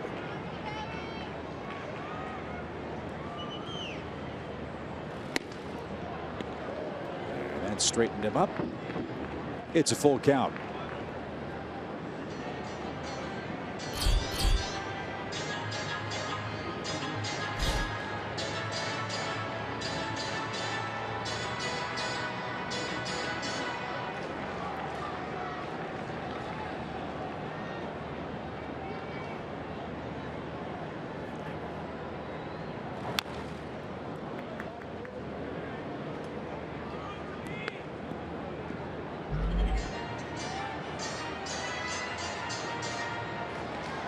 But Norris has struck out 3 men.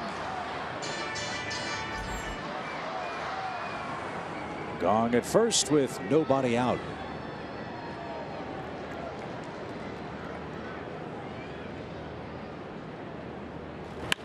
Breaking ball hit toward third. There's one. There's two. Bud Norris gets it around the horn double play. 2 are out.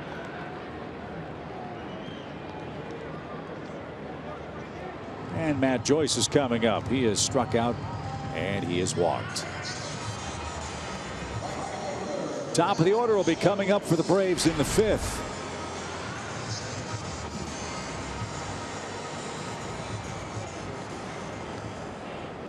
But Norris threw 2 innings of relief in that extra inning game in Kansas City on Sunday. 1 hit, no runs, strikeout, 1 day rest. He's back out there for multiple innings again.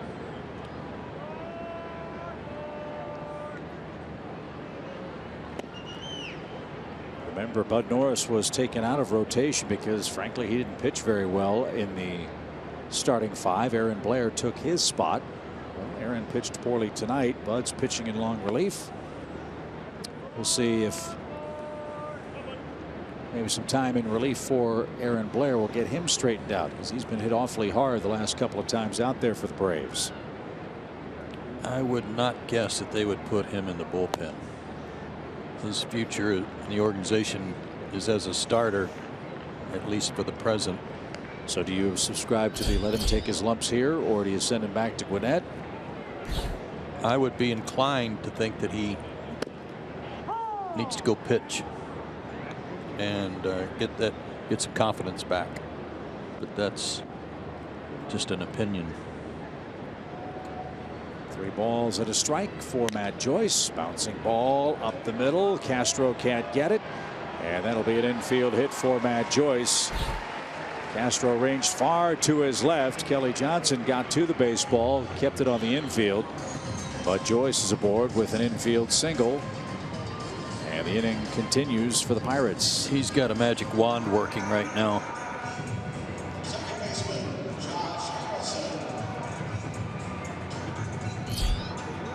Pittsburgh already has 13 hits. And here's Harrison.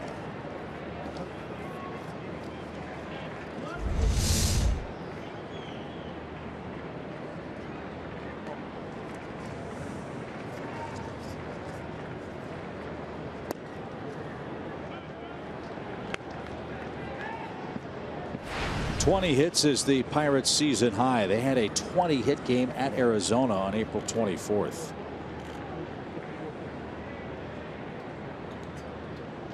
And they scored 10 runs on that day. Excuse me, they scored 12 runs that day on those 20 hits in Arizona. They got 9 runs in tonight's game.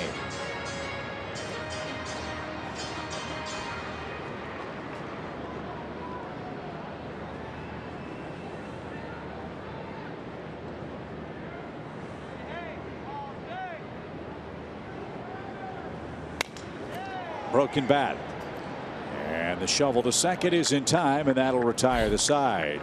Pittsburgh gets a couple of hits, leaves a man stranded. Top of the Braves orders coming up.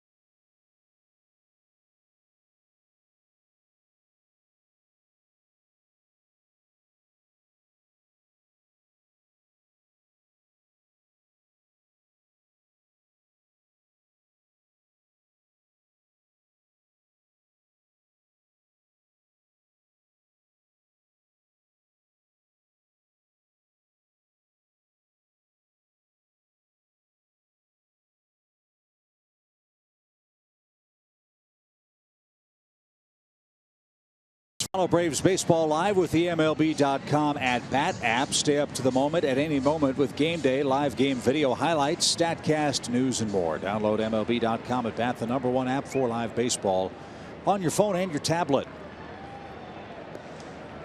Well, if you're looking for the bright side of things, after the first inning, the Braves have taken care of business. They lead 3-2 from the second inning on. And a bunt try. It's a beauty. Cervelli can't make the play. And Inciarte leads off with a bunt hit.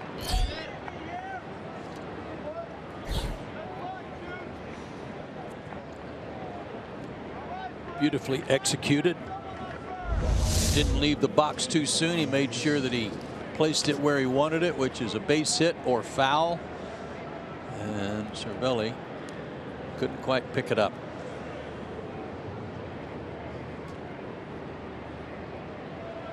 So Nick Markakis will have a big hole on the right side to play with.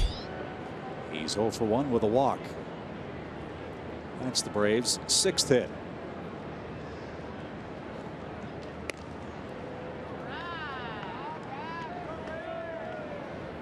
Eddie Perez able to yell to the base runner to get back for the first time.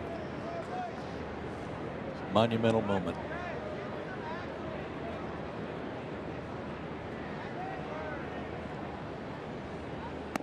We're going to ask both Eddie and Terry as you look at Nick Markakis, the Georgia Lottery hitting the jackpot feature. Yeah, batting second. No problem for him.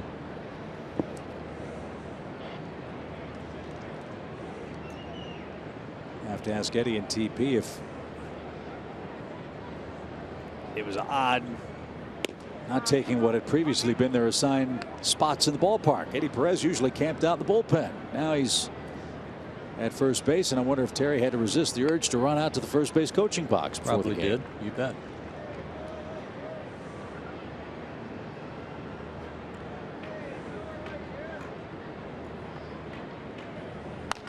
There's a shot to right by Markakis that'll get down. Back-to-back hits. And Nick continues hitting well in the #2 spot. He's 1 for 2 tonight. And once again, here's Freddie Freeman with a chance to make it real interesting. That creature of habit thing is no different than what I told Markakis before last night's game. He had been DHing for 3 days in Kansas City, and I said, when you come out of the dugout tonight, make sure you turn right. That's where you'll be headed out in that direction to play. Make sure you remember your glove too. So Freddie Freeman, 2 on, nobody out. Mentioned last night, it's hard to believe Freddie Freeman does not have an RBI in this ballpark. This would be a great spot to take care of that.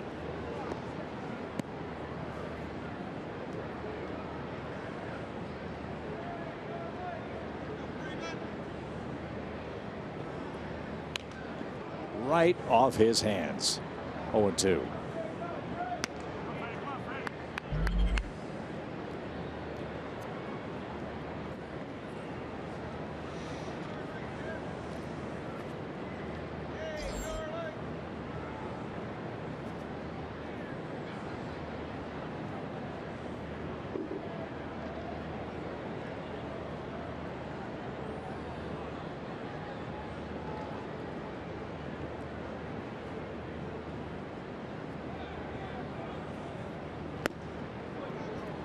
Good take. Yeah, it was a good take and a good pitch by Nicasio after getting him to swing at that pitch in on his thumbs. He ran one in just a little bit further inside, and Freddie was able to lay off.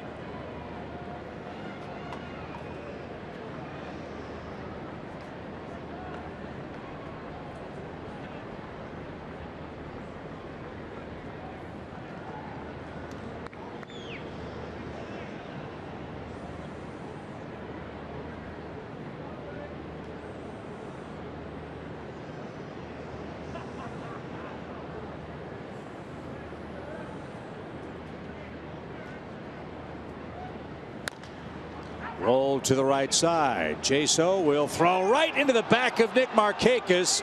A run's going to score. Everybody's safe. It's a 9-4 game.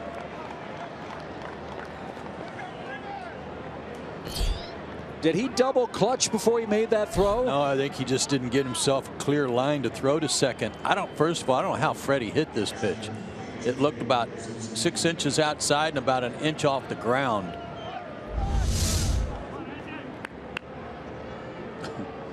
Rolled over the top of it. Jaso's not holding the runner on, so he charges, and by the time he fields it, the runner's right in line with his throw. Break for Atlanta. Still nobody out. And runners at first and third for A.J. Pierzynski. 9-4 game. Ground ball right side. Bobbled for a moment. Out there. Throw to first is in time. A double play. But Markakis scores. 9-5 is the score. And Brian Snitker may challenge this call at first base.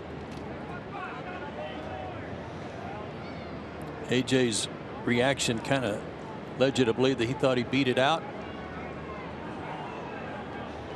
But Buddy Carlisle reviewed it correctly. So no RBI, the penalty for hitting into the double play, but the Braves scored 2 more runs. And here's Gordon Beckham, who has an RBI hit in his 2 trips. And that's a fair ball down the third base line. That's going to head for the corner. Polanco came in to try to cut it off, and it gets by him. It's down by the foul pole, and Beckham will stop with a 2-out double. Pretty treacherous angle that you have to play in left field here in Pittsburgh, and Polanco fortunate that didn't scoot past him and roll along the wall further. Yeah, the way the stands stick out there about 4 feet from the foul line, Polanco thought it was going to hit the stands, and he was going over to get it after and play the carom. Another good swing by Gordon. Right down the line. The ball didn't hit the stands where they jut out there. Polanco had to chase it all the way to the wall. So Nicasio is pitching against Atlanta tonight, much like he has his entire career, almost an earned run per inning. He's given up 5 runs so far. The Pirates, though, lead 9-5, and he's got to get another out to be able to qualify for the win. But this one's gotten a little tighter than the Pirates anticipated. They led 9-0. What did they lead last night? 6-0 at one point. Yeah.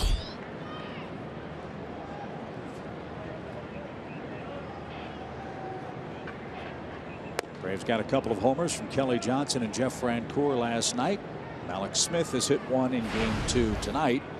And here's Kelly with Beckham at second. He has singled, and he's hit into a double play. A comebacker to the mound and a 1-2-3 inning ending play. Broken bat, fly ball right. That's going to be playable for Joyce, and he's got it. Nicasio survives inning number 5. 2 runs, 3 hits. 9-5 your score. Braves making a game of it.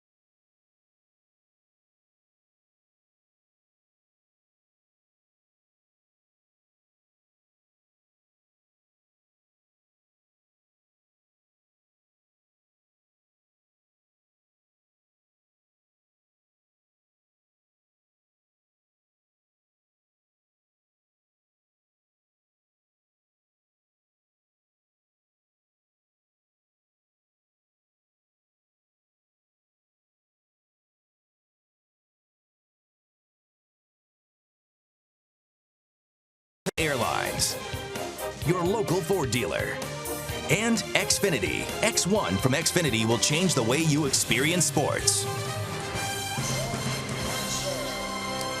9-5 is your score. Pittsburgh coming up in the bottom of the 5th inning. Chilly night here at PNC Park. But the Buccos offense has been red hot. 9 runs on 13 hits. Bud Norris has come on in relief and has done a nice job. He's scattered 4 hits. He's walked a man. He has struck out 3, and he's gotten a double play ball.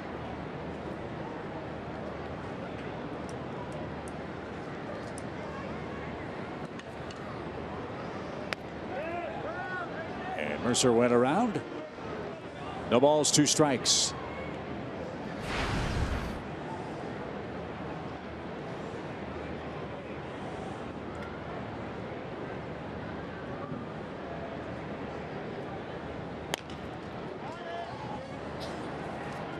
That's fouled away right side. Mercer's still alive.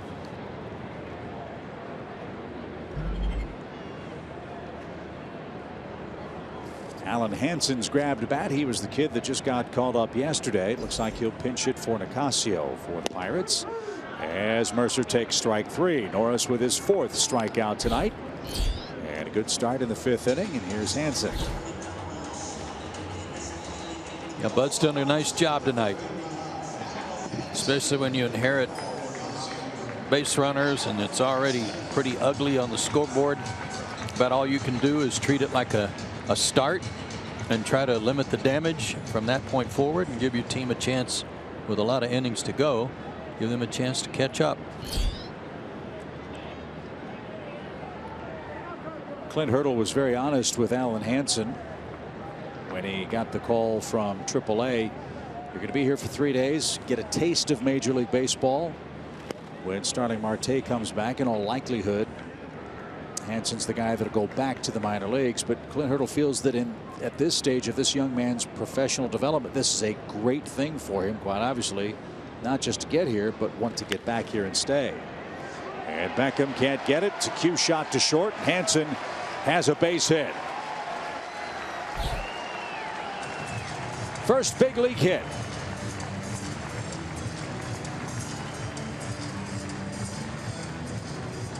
Well, he can take that back with him. You bet.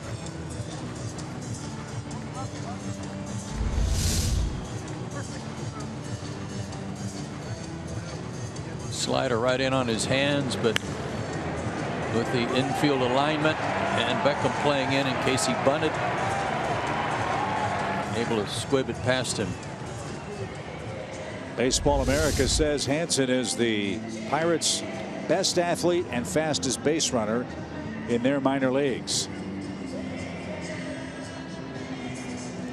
And it looks like that's going to be the end of the line for Bud Norris, who did a terrific job. The Braves will make a double switch. Big pat on the back for Bud Norris. We'll tell you who's coming on to toil for Atlanta when we come back.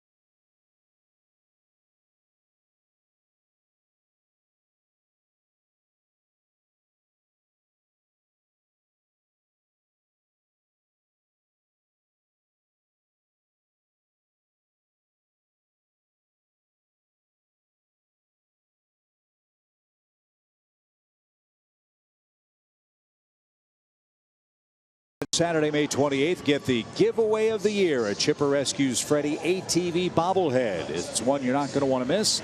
Go to Braves.com/tickets and get your seats today. Double switch for Atlanta. Reed Brignac has checked in for Atlanta. He'll take over for Kelly Johnson at second base. Brignac will bat in the 8th spot. That spot's due second when Atlanta comes up.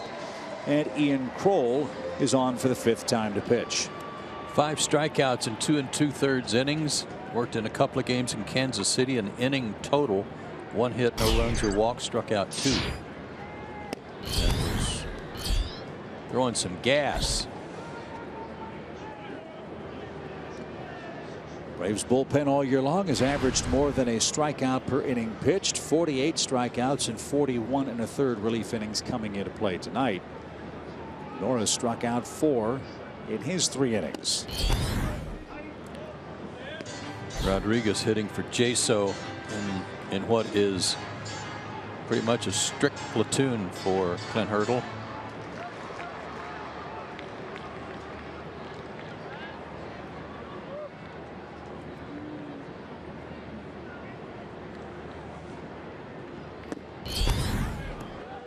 That was taken low. 3 balls, no strikes. That man can chew some gum.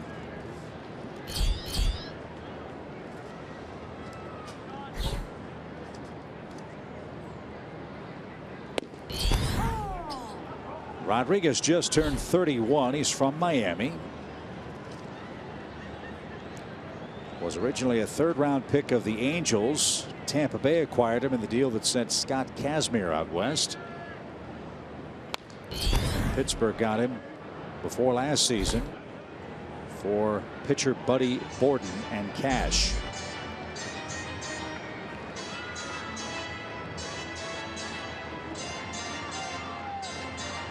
Four homers, 17 RBIs for Rodriguez last year. Hit .246.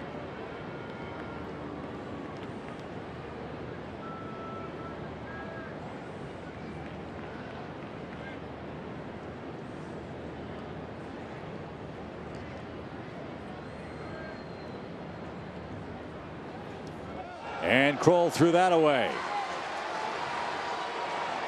Hansen around second. There's that blazing speed. He'll belly flop into third. A 2-base throwing error. And Hansen 90 feet away with 1 out.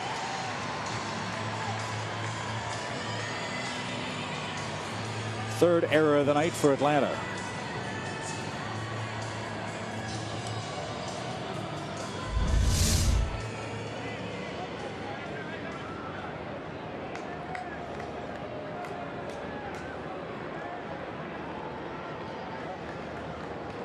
Tight turn at second base too. He's only 23 years old, Hansen. Pirates like him a lot for obvious reasons. First big league hit tonight. And he's going to try to score the 10th Pittsburgh run. 1 out.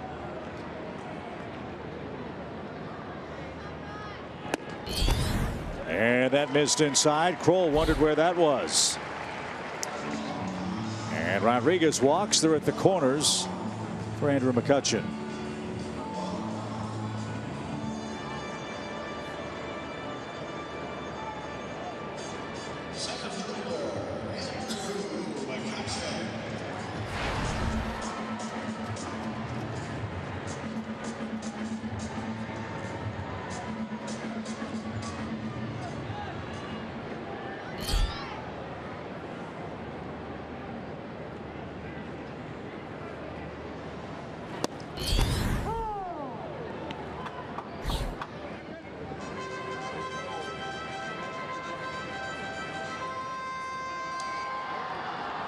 McCutchen just hitting .240 against left-handers. 3 of his 8 homers.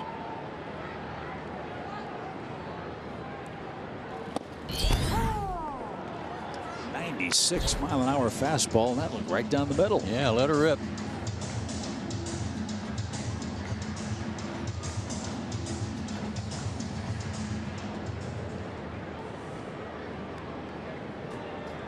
Rodriguez measures off an isolated first. 0-2 for McCutchen. And a line drive into right field, a base hit.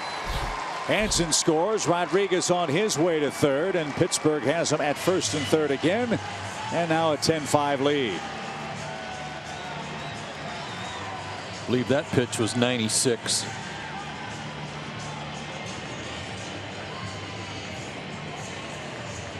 Well, we said yesterday, Andrew McCutchen is one of this game's great stars, and I love it when players get it.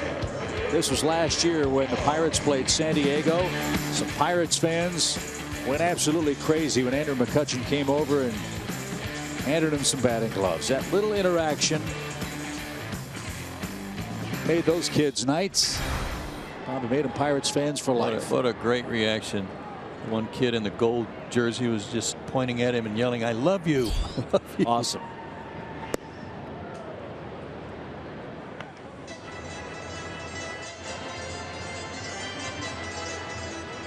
Polanco 2 for 3 tonight.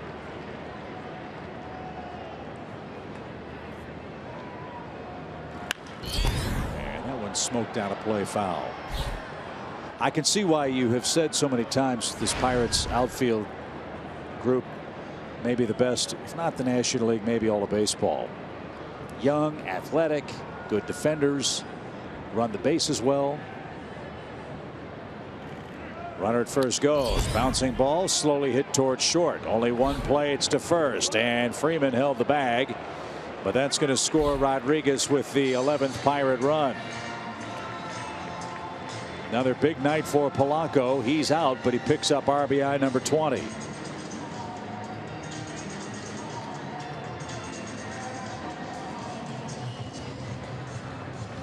And Pittsburgh, which has had its problems facing the Chicago Cubs head-to-head. They win tonight. Well, they've got a chance perhaps to pick up another game in the divisional race. The Cubs are in Milwaukee and are losing in the 5th inning this evening. And Colorado's in St. Louis beating the Cardinals 2-0. And the Pirates in a stretch now of 24 straight games outside of the National League Central. They won last night. They're winning 11-5 tonight. And that's way high. 1 ball, 1 strike. Scherzer still have that shutout working for Washington. I mean, Syndergaard, you mean? I'm sorry. Yeah, Syndergaard 2-0. And it's in the 7th. And Citi Field. A strike.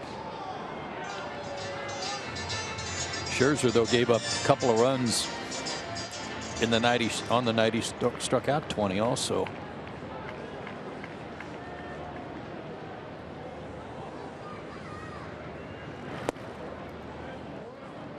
That's taken low. 2 balls, 2 strikes.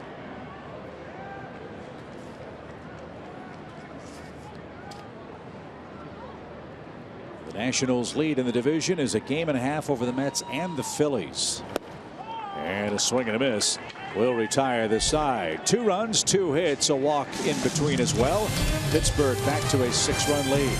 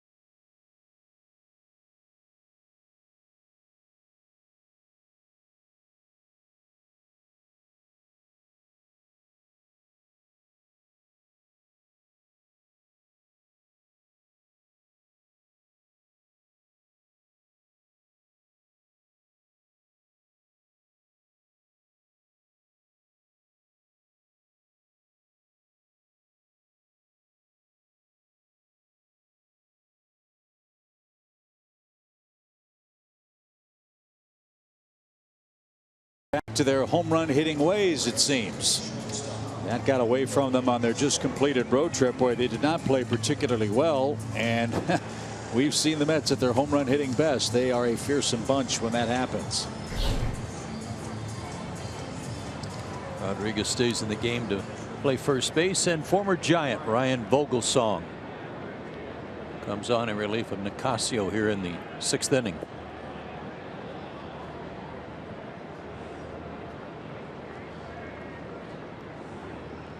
Castro, Brignac, and Malik Smith are the first 3 Braves hitters coming up. Daniel Castro, starting at shortstop tonight, is 0 for 2.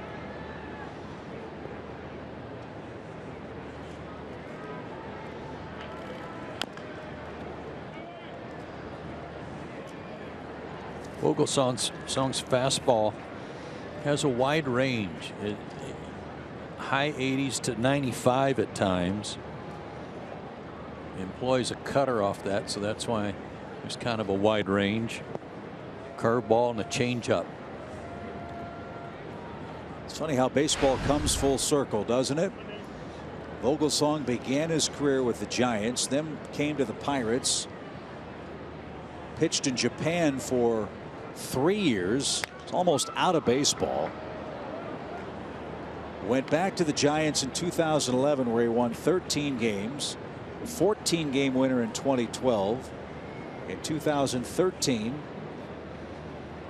suffered through a 4-6 year, and now is back with the Pirates.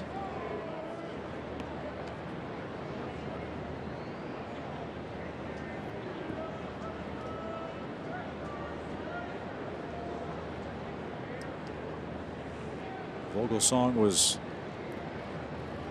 kind of the spot starter man for Bruce Bochy last year, as this one's hit to short, and Castro's going to reach on a broken bat and a 1-2 pitch. So there's a good start for the 6th inning. Vogelsong filled in for Jake Peavy and Tim Hudson in San Francisco. You know, this is kind of what happened last night, only in a latter stage, when they got the 2-run homer from Matt Joyce in the 7th inning after the Braves had started catching up.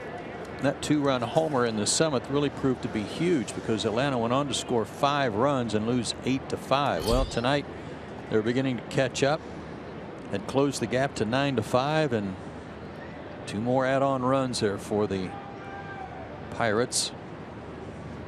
And also had an error that helped. First at bat for Reed Brignac, who skies it out of play foul. Steve Reich 1 for Brignac.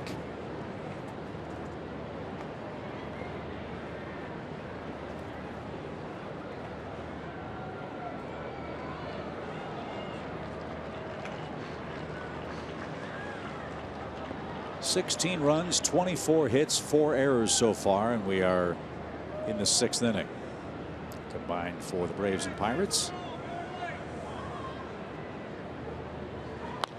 And a shot to right field by Brignac. Castro had to hold up so the ball didn't hit him. And Atlanta again. First 2 runners are on with nobody out.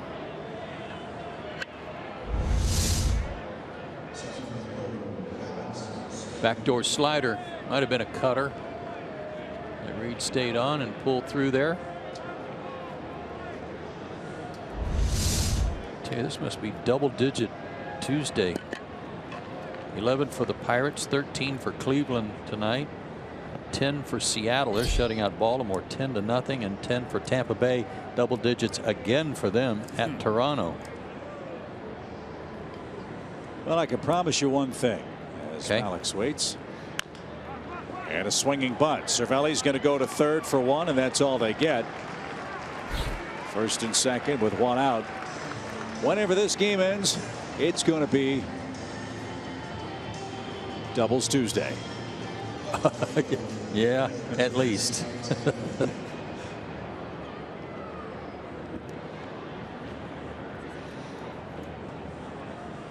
So the force play has Smith at first, Brignac at second, Castro forced out, and Inciarte is up again. 2 hits, 2 runs for Ender tonight. back in the leadoff spot. And that's up and in. One can only wonder how differently things would have gone for the Braves from an offensive standpoint in the first month of the season had Inciarte stayed healthy. Pulled a hamstring, and you heard John Hart talking earlier tonight about the limitations the Braves had as far as adding talent, the payroll restrictions that were in place. Well, Inciarte, obviously, from a talent standpoint, was a huge addition for Atlanta, and he wasn't available for a month. And he's a really good player.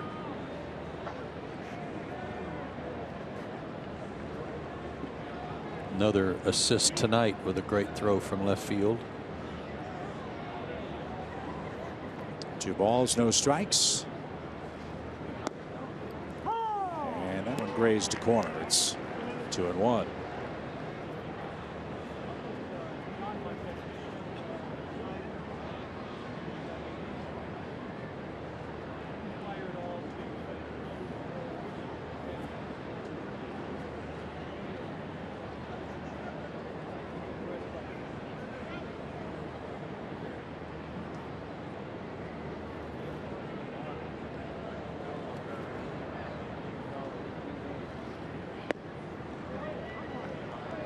Tell you what, these Pirates pitchers are not making it easy on themselves or their manager tonight, are they? No. A lot of deep counts. They're giving up a lot of hits.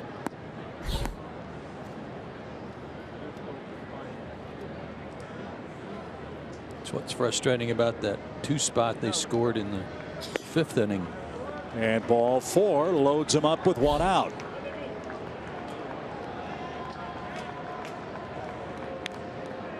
First walk for Vogelsong. Nick Markakis is up.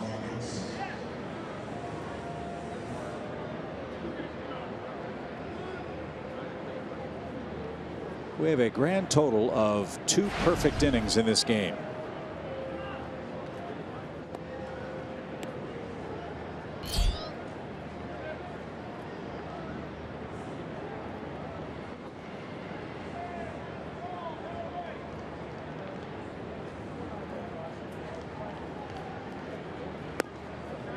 Downstairs.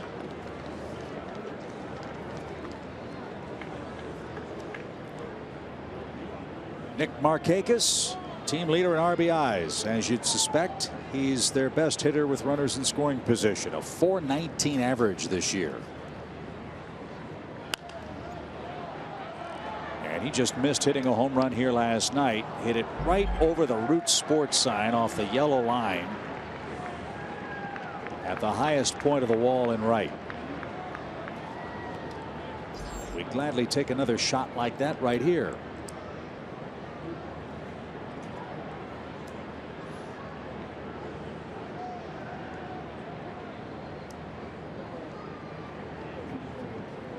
Around here with all the rivers, it's root canal sports.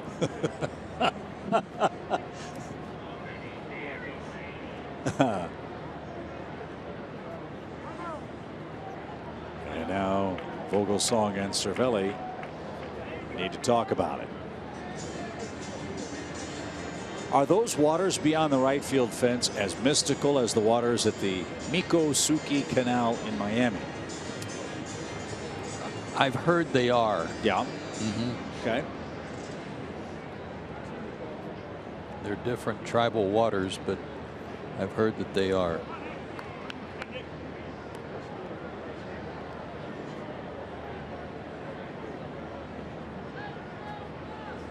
One ball, 1 strike. Missed outside. He's tried just about everything. His cutter not cutting enough. Changeup is missing. Good pitch to hit here for Nick. Nowhere near. Now he's going to see a better pitch, I'm guessing. Yep. 3 balls and a strike.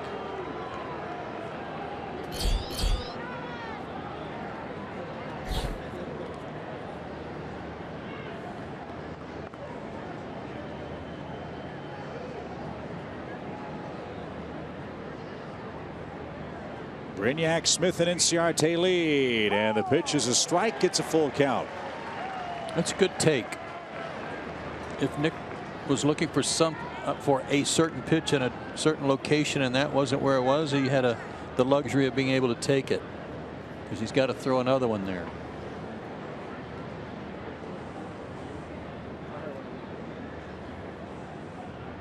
Here comes the payoff. Swing and a base hit to right. Joyce plays it cleanly.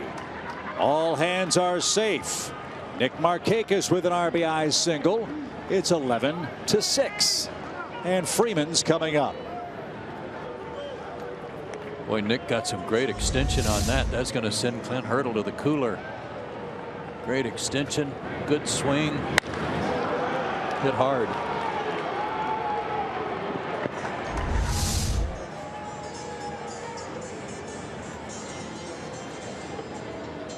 Ray Searage is going to need a new set of spikes. He is wearing out a path to the mound for the Pirates, and I can guarantee you, leading 9-0, this is the last thing that they thought they'd be dealing with. Yeah. But how about the Braves tonight? They could have just folded the tents, down 9-zip. Who was it last night? Tigers that led 8-0. Yep. And lost the lead. Right. To Minnesota. Minnesota got 8 to tie it up, and Detroit eventually won it, but Brad Ausmus got thrown out of that game, kind of showing some of his frustration. Took his hoodie off and left it at home plate. And then apologized in his post-game press conference because the field mics picked up some, shall we say, rather salty language, and Brad was upset that the kids at home might have heard it. Trouble with field mics. I mean, you're going to get it all if you put those mics out there. Freeman, a shot foul at first. Strike one.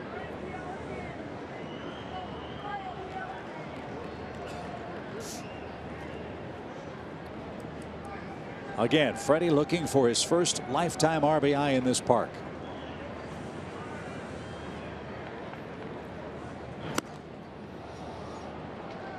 Cervelli wanted a fastball up, but not that far up.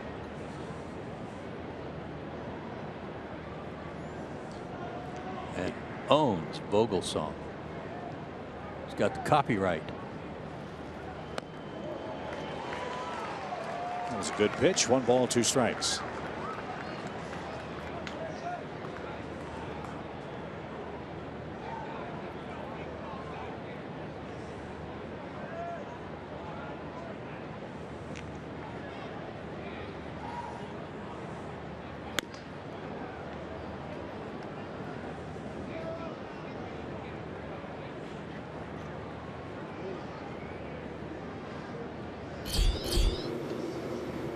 Archimedes Caminero is loosening for the Pirates. Hardest throwing guy in the league.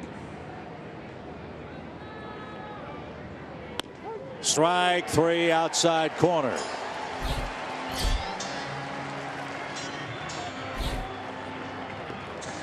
That was my fault.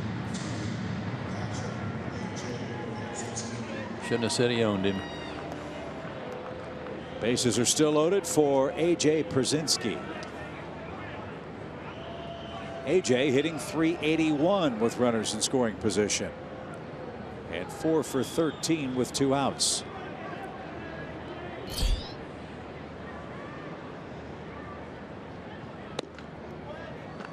And Vogelsong's trying to make his living on that outside corner. Didn't get that one called a strike. A.J. has struck out, popped out, and hit into a double play. That double play did bring home a run back in the 5th inning. He's now ahead, ball 2. Bases loaded, 1 out, and only 1 run in. After the strikeout of Freeman, you need A.J. to kind of pick him up, pick up Freddie here. Driving a couple more.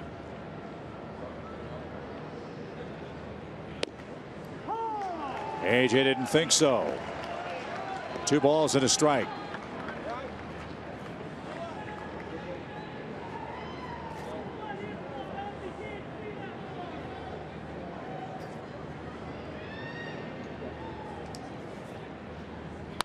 Ground ball to first. Rodriguez has it. He'll step on the bag, and Vogelsong escapes. Atlanta loads the bases, scores once.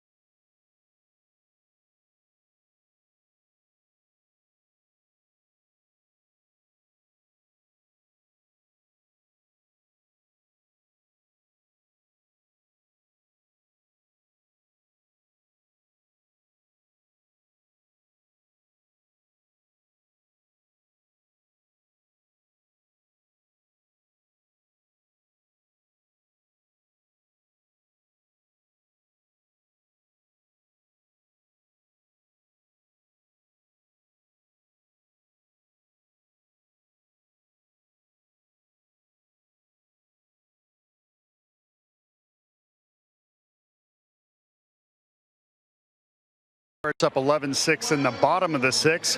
One of the key questions for me over the managerial change is what can Brian Snitker show? Asking those questions, general managers said, we'd like to see the Braves perform a little bit better. Not saying it's Freddie Gonzalez's fault, but we would like to see a little bit more sense of urgency.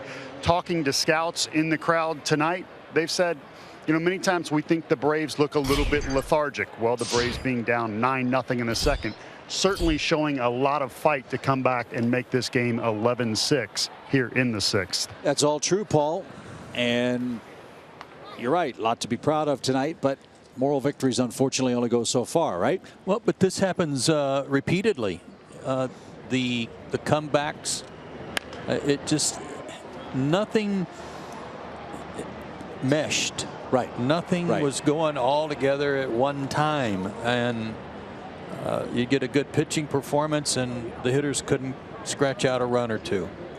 And then you score a bunch of runs after the fact that they've fallen behind so far. But the first inning is just killing them. Came in with a 5.59 ERA in the first inning, and it will go up tonight after they gave up 7. And it goes without saying, but I'll say it anyway. When you don't have a lot of power, you don't have a lot of team speed, you give up a couple of runs early, it puts so much more pressure on your offense. This is not a comeback team. I think the Braves have come back to win 2 games this year when the opponent scores first. So better starts are critical if Atlanta's going to make any kind of noise, as that one's banged up the middle. Magic wand, man. Joyce another hit. 5 hits for him in the series. And he stands at first with 1 out.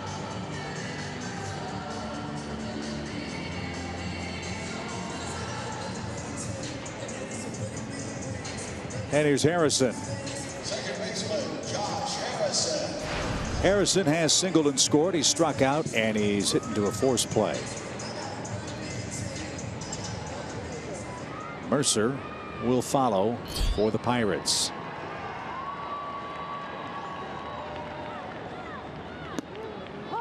A strike at the knees. Game 3 is here tomorrow night. Julio Teheran against Francisco Liriano for Pittsburgh. It'll be a good matchup. And then another lefty for the Pirates on Thursday night. Jeff Locke against Mike Foltynewicz. Then we head to Philadelphia.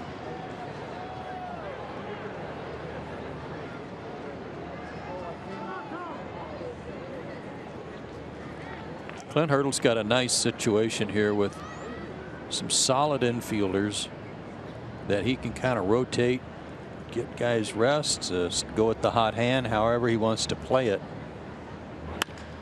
Sharply hit and another base hit.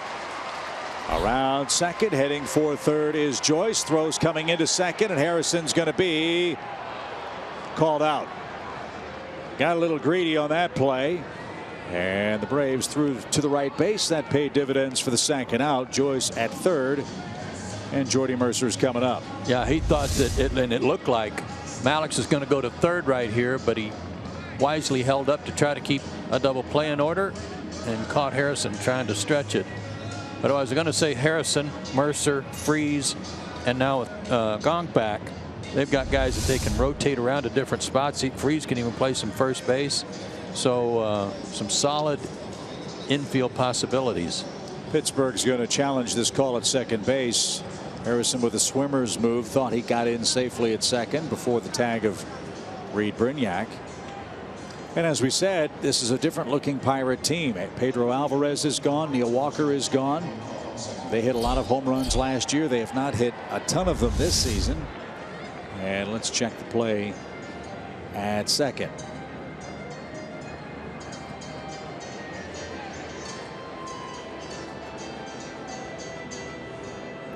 Just depends on where that right hand was when the tag went to the chest. Out.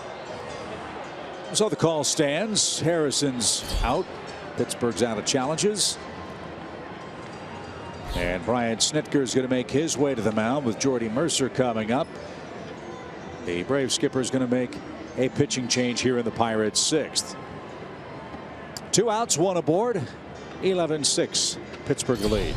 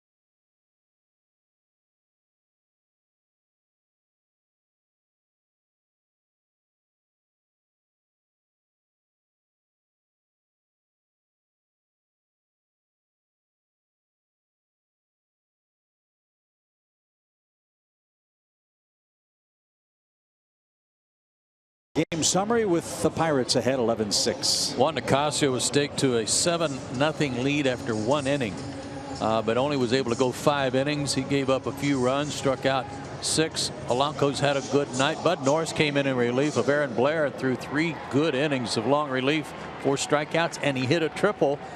And that was followed by Malik Smith's 2nd home run, a drive deep into the seats in right field. So Alexi Ogando checks in. Runner at third, 2 outs. Jordy Mercer's the batter. He's got an RBI hit and a 9-game hitting streak now against the Braves.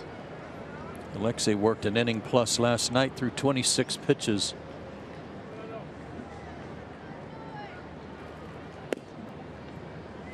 And that one taken too high. 1 ball, no strikes. Phillies up 3-0 over Miami in the 8th. Rockies 3-0 over the Cardinals in the 5th. Yankees in Arizona just getting started out west. And a pop fly out of play. Mets need 1 more out to beat the Nationals. It's 2-0 in the 9th inning at Citi Field.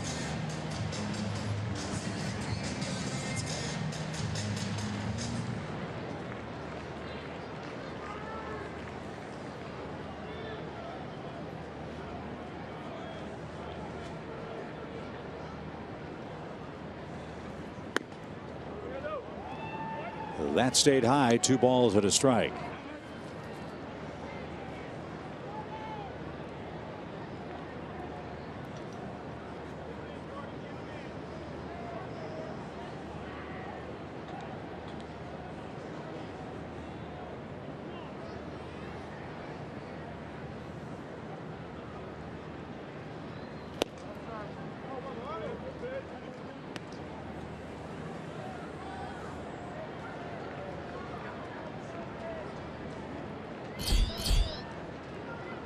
Vogelsong is next.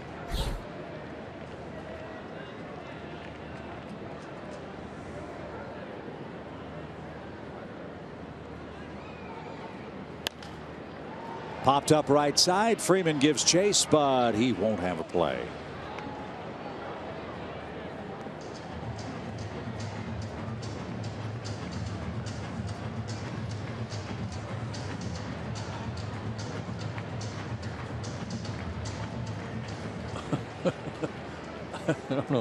I don't know what he could possibly be pointing at. unless he felt like he should have been given a contract for that catch. Full count pitch. And strike 3. retires the side. Ogando takes care of Mercer, and the Braves go back to work in inning number 7.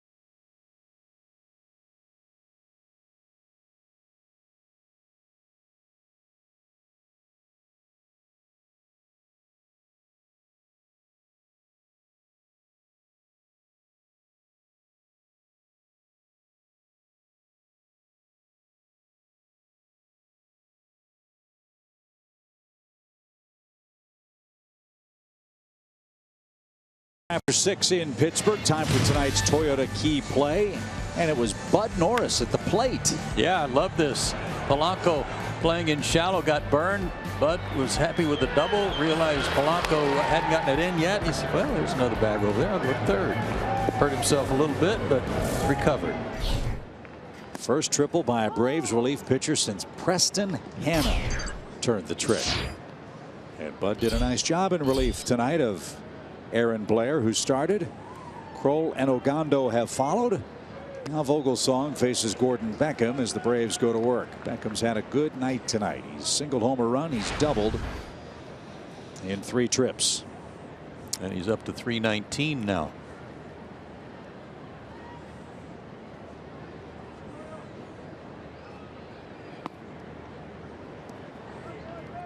That's a little low. It is a final now. The Mets did beat the Nationals, so the first of 19 head-to-head games goes New York's way. 2-0. The Mets beat Scherzer. And they're now a half game back of the Nats.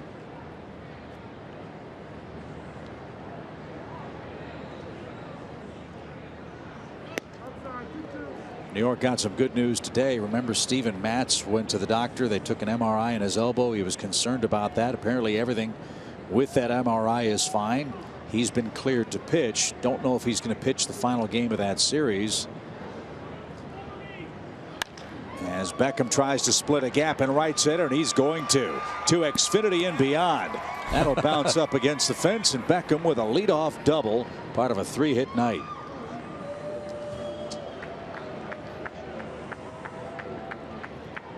There was a time where that was probably an easy triple for Beckham. Another good piece of hitting on a ball down and away. Vogelsong kicking the dirt.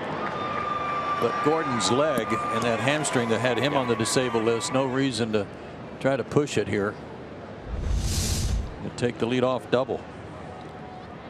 So Ibar will try to get him over or in. Braves are down 5 runs. And Ibar just got nailed. This is unbelievable. And this is maybe an Achilles heel for the Pittsburgh Pirates. Last year their bullpen was terrific. This year their bullpen has sunk from 1st to 25th in ERA in Major League Baseball this year. It's got him in the ribs.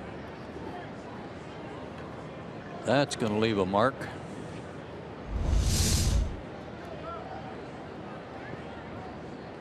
So the Braves had 2 on, nobody out last inning. They've got 2 on, nobody out here in the 7th. And Clint Hurdle I need some more bubble gum.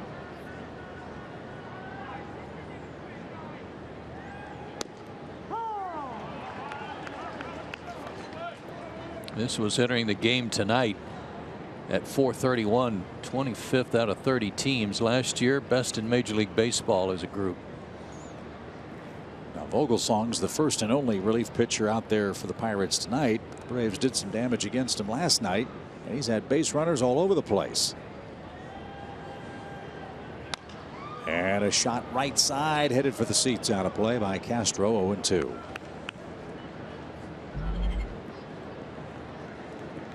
Reed Brignac is next. Malik Smith lurking. And the top of the order for the Braves.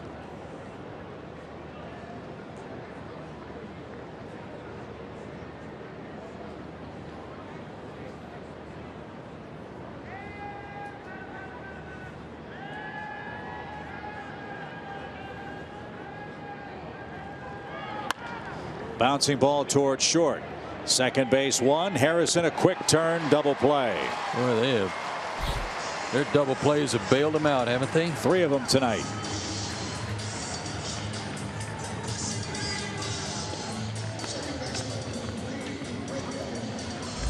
One was a bases loaded 1-2-3 double play. And then another double play with them loaded in the 5th.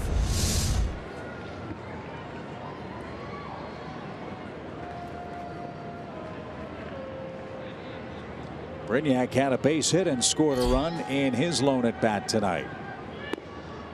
And Vogelsong missed to him. 1 ball, no strikes.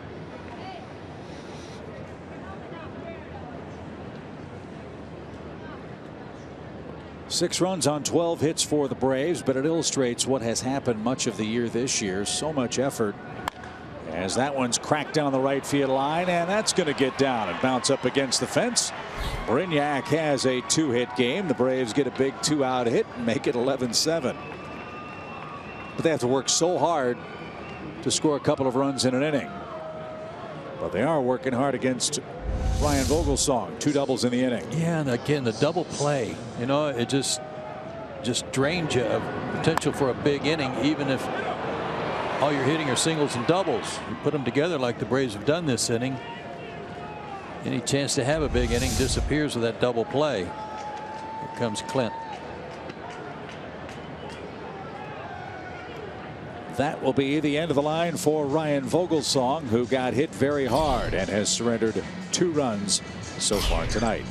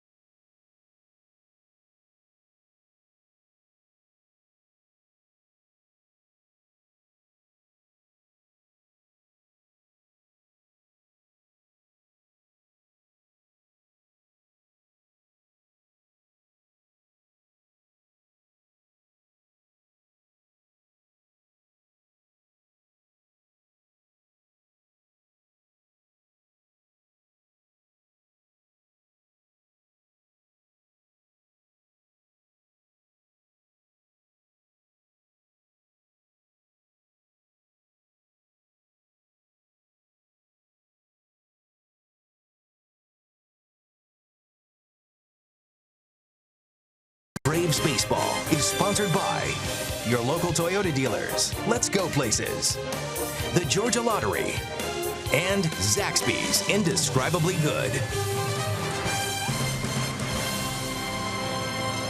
Joe and Chip with you tonight from Pittsburgh. Paul Bird along as well. Braves try to fight their way back into this game 11-7, and they will face a flamethrower, Archimedes Caminero. I'll say he is 95 to 99. Throws a cutter somehow off something that hard. I don't know how he does that, and a split finger pitch. ERA not all that good. A lot of walks, probably the cause of that. 11 and 14 and 2/3 innings. This man led all National League rookies in strikeouts among relief pitchers. 73 punchouts in 74 and 2/3 innings.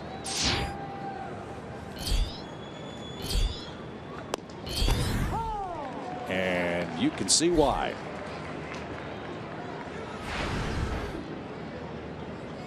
The Pirates got him from Miami before last season. Straight cash deal. Caminero signed with the Marlins in 2005. Got to the big leagues in 2013 for the first time.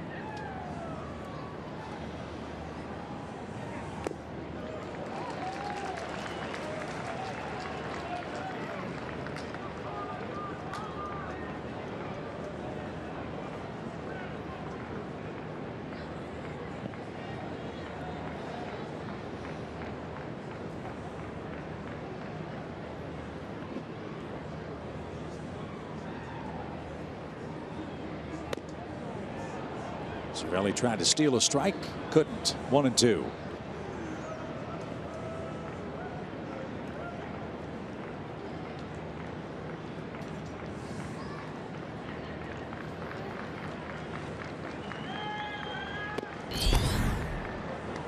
Same spot. Double 9 on that one.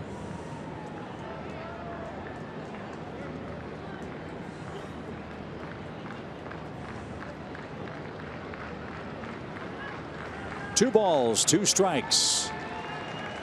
Brignac at second.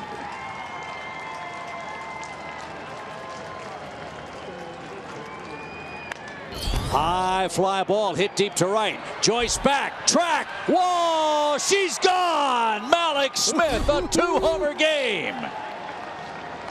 Woohoo.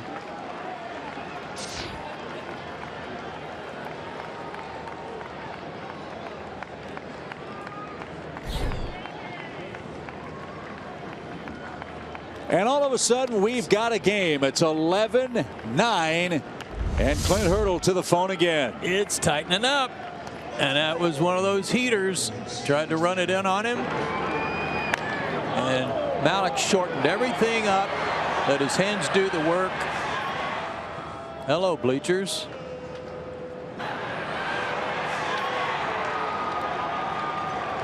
Caminero can't believe he turned on his best heater inside like that. Way to go, kid. Have a night. Two two-run homers, 2 runs scored for Malik Smith. And the Braves, who were down 9-0, are down 11-9 now. And Clint Hurdle now will make his way to Ron Culpa. He's got the lineup card out, and he's going to make a couple of changes for the Pirates. Don't know how this one's going to finish up, but I can promise you this. Brian Snitker is never, ever, ever going to forget his first major league game he has managed. No. So, changes afoot for the Pirates. Braves continue to hit in the 7th. 2 outs, bases empty. Malik Smith, a huge night at PNC Park.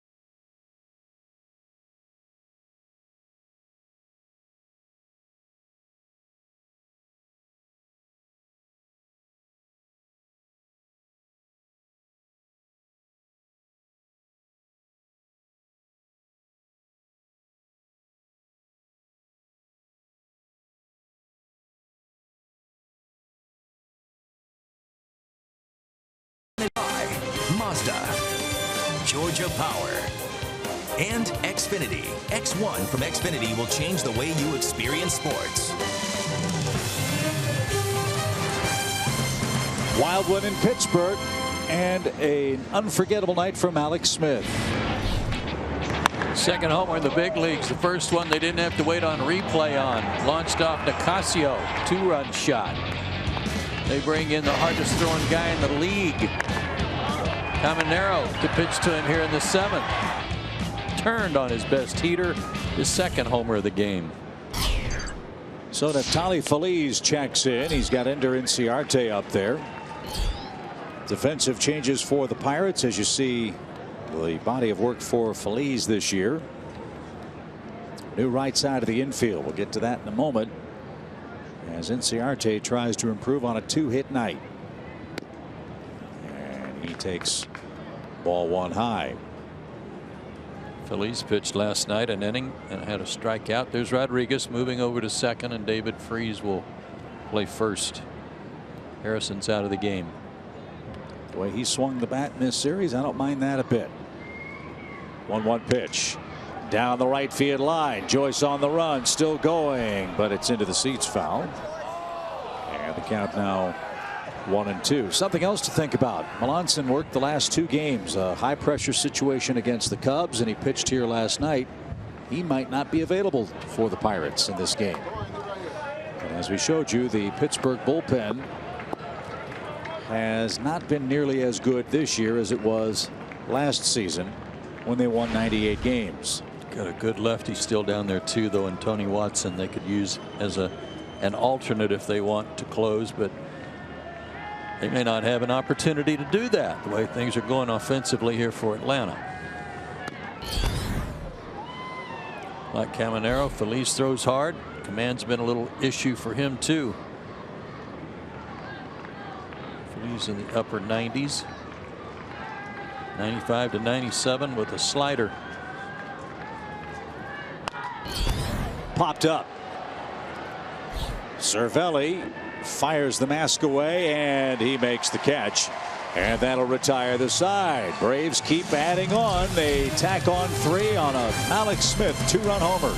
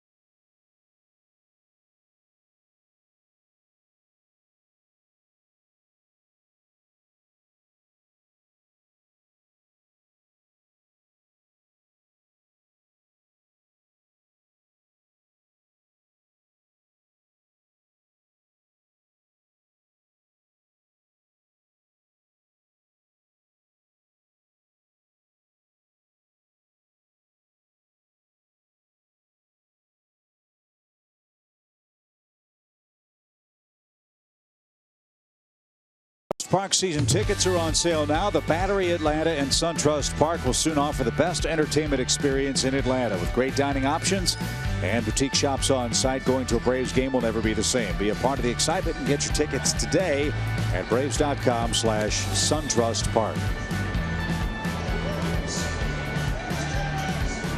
Changes afoot for Atlanta. Former Pirate Jason Grilling. It's a nice ovation. He's on for the 16th time. Eric Ibar stays in the game to play shortstop. Daniel Castro moves over to second base.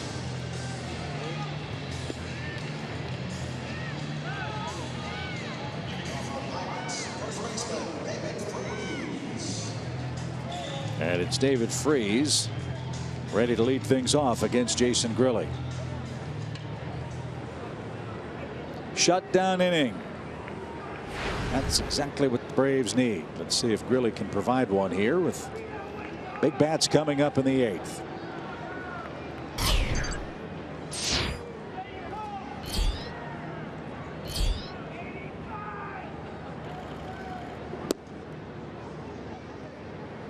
One ball, no strikes.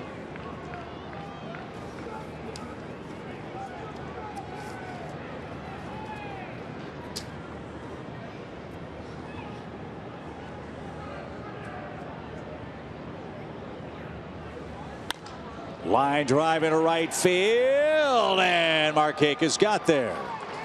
Sinking liner, and Freese is retired for the first out. Nice catch there by Nick. Right off the top of the ground.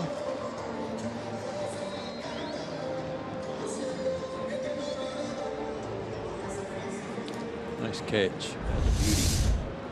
Prevented them from getting a leadoff guy on and maybe a double in what you described as needing a shutdown inning. Boy, do they. Right here.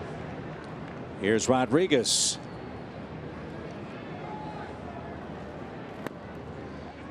Jason has had the strikeout ball working this year, but the problem is he's also had the base on balls play working. He's issued 9 walks in his 11 2/3 innings with 15 strikeouts.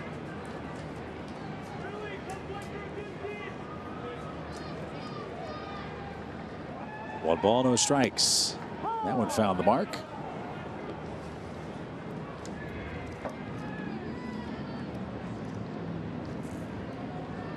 Jason, of course, a very popular player here in Pittsburgh, had a 33 save season for the Pirates in 2013.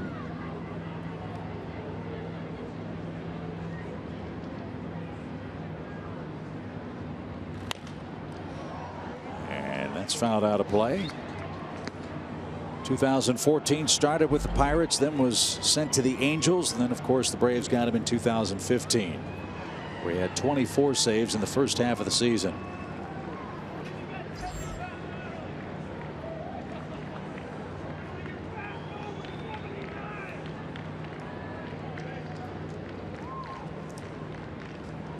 One ball, 2 strikes.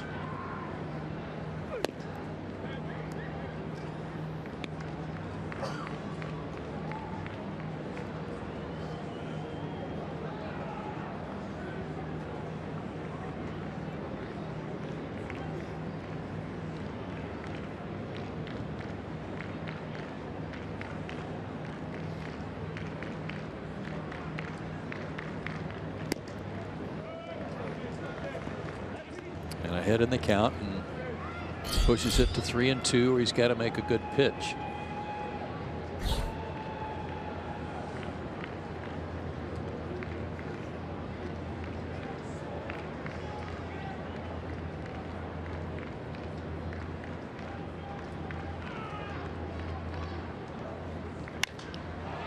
Fly ball toward left. Inciarte is there. There's the second out. And here's Andrew McCutchen. 2 hits, 2 RBIs. He snapped out of an 0 for 13 tonight. And he's our Academy Sports and Outdoors leaderboard feature. Most hits in the National League since 2010, with over 1,000 of them, including 219 doubles, almost 400 extra base hits total.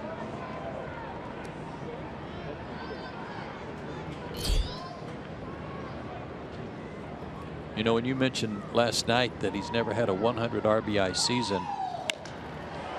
That's wallop toward the bullpen. Inciarte on a dead sprint at near that angle, can't get it. Smith backs up the play. Ender picks it up. He's chugging for 3. Throw to third is bounced off McCutchen. He thinks about going home, but Grilli backs up the play and no further advance. He hit that ball a ton out to where fly balls go to die. It's a triple for McCutchen with 2 out. It is a long way to that bullpen gate, and he got a flat slider and crushed it. Anywhere else in the ballpark, this is a home run. And he knew it as soon as he started taking off that it might be a problem in the corner, which it was. But then I got to thinking 100 RBIs. He was a leadoff hitter for first 2 or 3 years of his big league career. And you don't think of him as a leadoff hitter now. He's dropped all the way down to the second spot in the order most of the time for the Pirates. And his triple will chase Jason Grilli with the Braves down 2.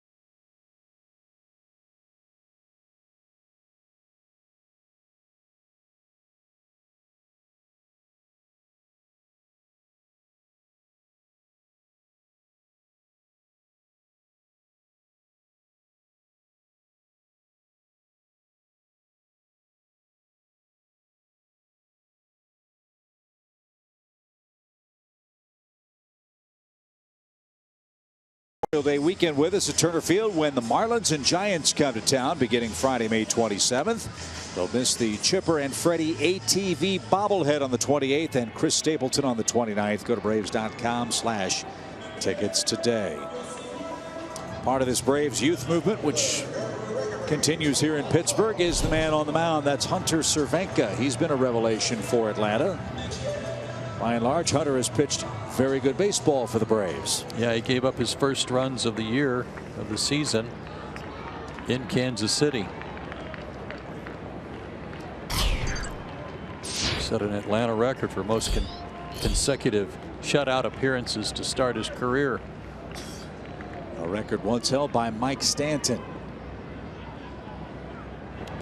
And he just threw one to the backstop. Mercy.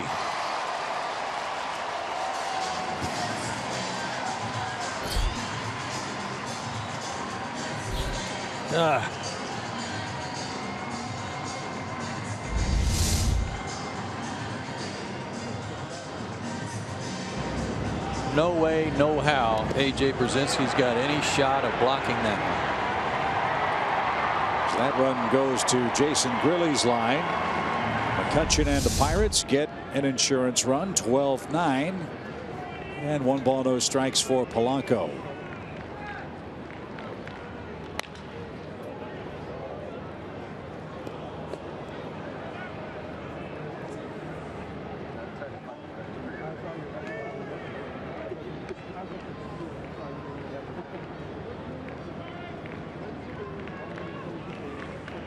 I've got Pittsburgh with 6 of their 12 runs with 2 outs tonight. And they scored 7 in the first. I'm not going to say or even hint that pitching in that situation, runner at third, is easy. I don't mean to imply that at all. But you've just thrown 8 warm-up pitches from that mound in anticipation of how you're going to work, I would assume, to this left-handed hitter, and you throw one 54 feet.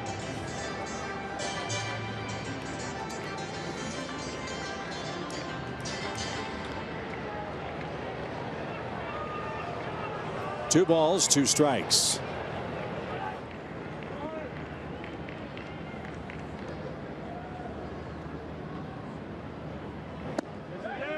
Did he go?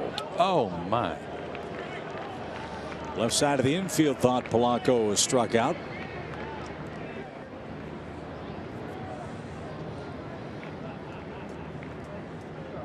That's Jerry Meals down there too. He's usually a ringmaster. Was he the umpire in the home plate umpire in the Let's Go Pirates game? Yes. That's smacked toward left. Inciarte sprints, can't get it. It's over his head. That's up against the wall. Polanco has his third double.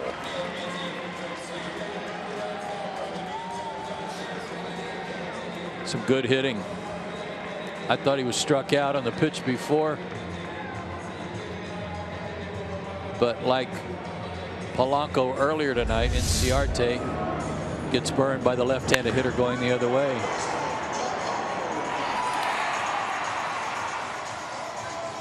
And here's Gong. He's singled in 4 trips and has scored a run tonight. In fact, every Pirate who started the game has scored a run with the exception of Joyce. And that includes their starting pitcher, Juan Nicasio.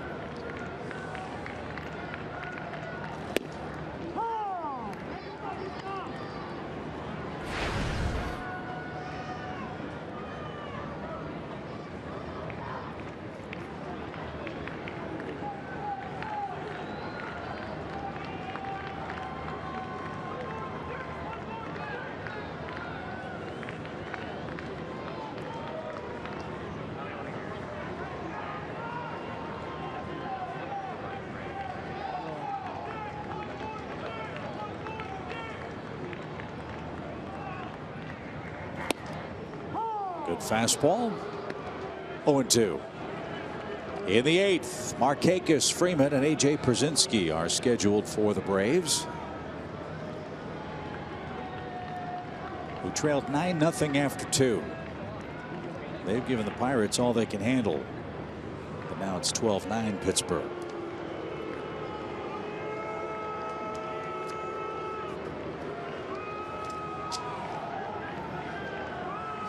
Crooked numbers up there tonight. Slow roller. Left side. Who wants it? Quick throw to first in time. Retires Gong and the Pirates. But McCutchen with a triple to deep left center field and a wild pitch brings him home. That's a dirty dozen for the Pirates, and we head to the 8th.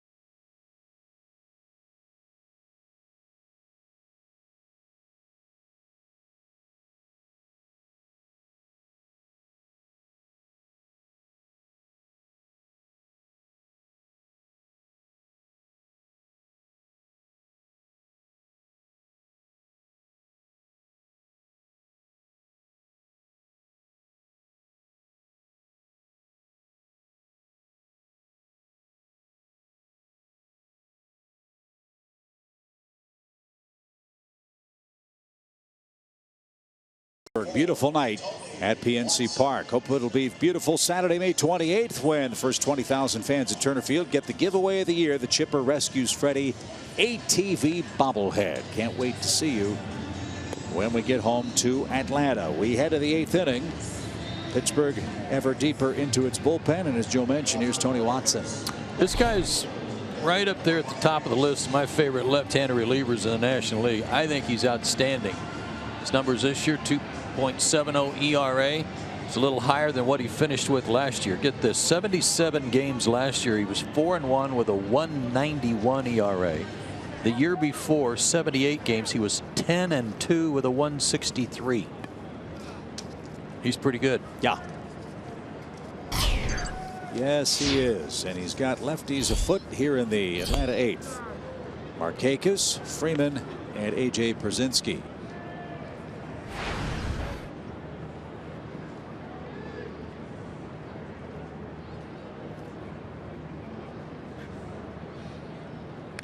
Not only is he good, he pitches a lot. He and Mark Melanson have made the most appearances among all National League pitchers since 2013. Melanson's pitched in 240 games. This is number 239 for Watson. He's never started a game for the Pirates.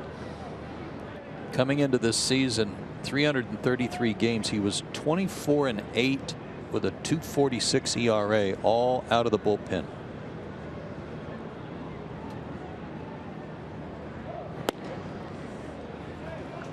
But here you go. All these Pirate relievers come in and flirt with putting the first man on, which is what Vogelsong did. Caminero gave up a homer. And now Watson, 3 balls and a strike to Markakis. And this one's popped up. Gong behind third, drifts out. Polanco in foul ground, gets there, and Markakis is retired to start the inning. Plenty to talk about on Braves Live, presented by Xfinity. Jerome and Matt Diaz are standing by in our Atlanta studios. And Joe and I will join them after we wrap up Game 2 tonight here in Pittsburgh. 2 more to follow at PNC Park.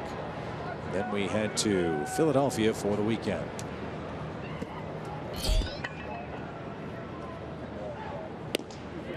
It's supposed to start raining here overnight.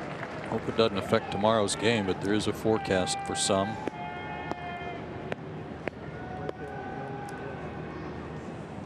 It wouldn't be Pittsburgh, no, without it. 92-95 on Watson's fastball. He throws his slider occasionally, like right there, but he's got a great changeup too.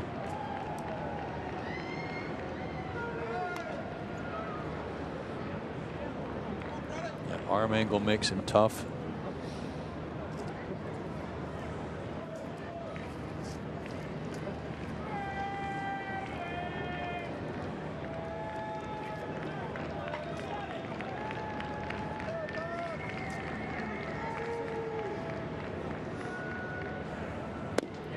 That was nasty. Freeman's down on strikes for the second straight time. Freddie 0 for 4 tonight. And 2 are quickly away in the 8th. What a couple of weapons for Clint Hurdle when he knows they can go to the post so often in Watson and Melanson to finish games. And the way the lineup card sets up for him in the 8th with Enciarte, Markakis, Freeman, and AJ. Yeah. We can go lefty lefty for quite a while. 1 ball, 1 strike.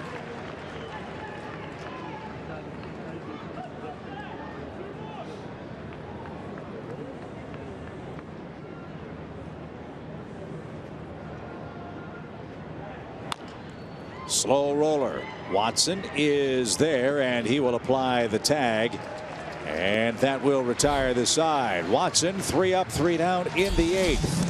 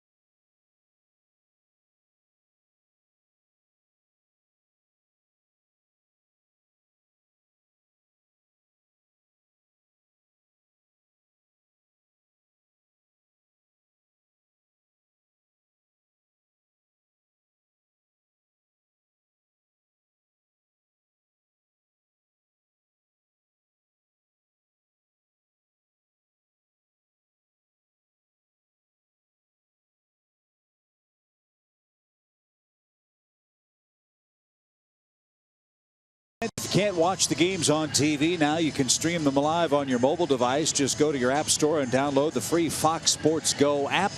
Log in and stream the Braves wherever you go. Bottom of the 8th inning. Wild game in Pittsburgh. Pirates scored 7 runs in the first inning. Had 9 runs after 2. The Braves, though, have outscored them 9-3 since the second inning.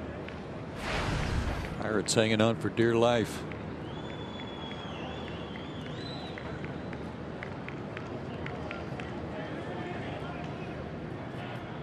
Cervelli leads off. He's 2 for 4 with 2 RBIs and 2 runs scored, and he smokes that one to center. Braves can't get him out, and they can't get out Jordy Mercer. I want you to watch this swing and watch Cervelli's head and watch how he watches the bat hit the ball, and right off the bat watches it sizzle right back at the pitcher. Head still and right to the baseball, hands to the baseball. Well done. They have 3, 4, 5, 6, 7 spots in the batting order tonight have 2 or more hits. Well, they've got 20. That's ties their season high.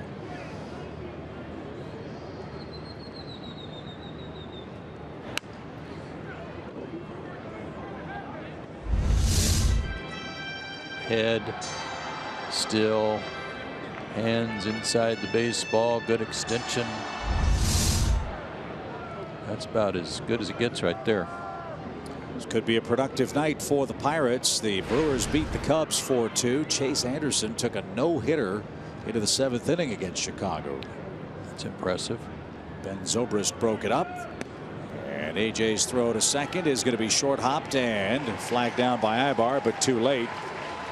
Cervelli has his second stolen base, and he had a very big jump.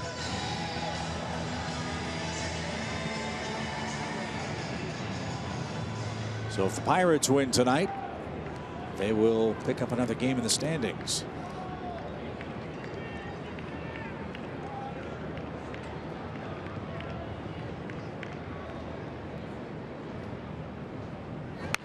Look out. Whew. That almost went right down the stairs. Well, whoever that was standing on the stairs would have gotten nailed because they didn't have time to move. Might have been Rodriguez.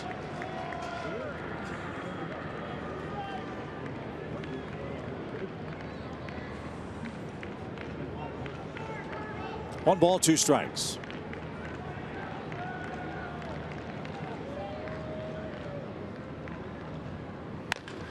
Rip toward right. Markakis, though, will make the catch. And no advance by Cervelli. A line drive out.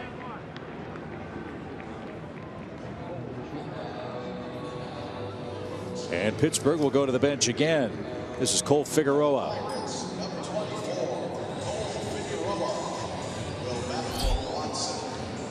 Watson impressive. A perfect inning. It sets up for Melanson in the 9th.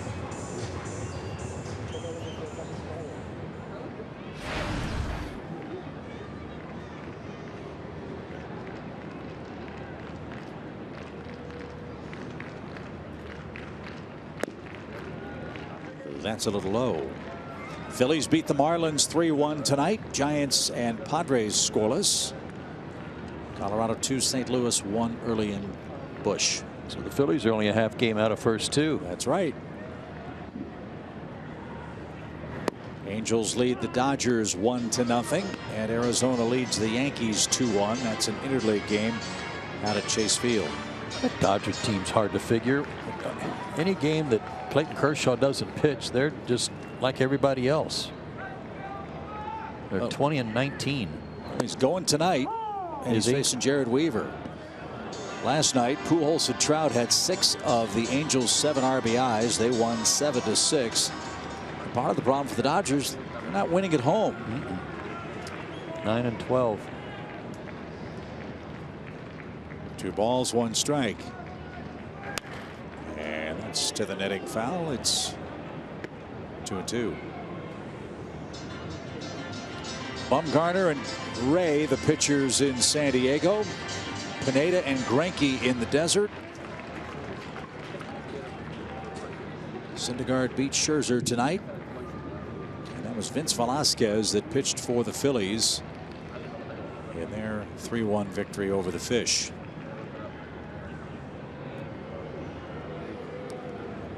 Cleveland won 15-6 yesterday. They beat the Reds 13-1 today. Yikes.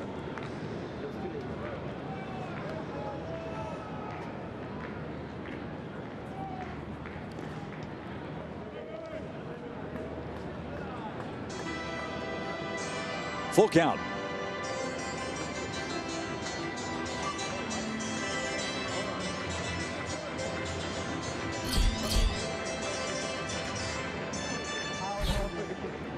$19,400. The announced attendance tonight.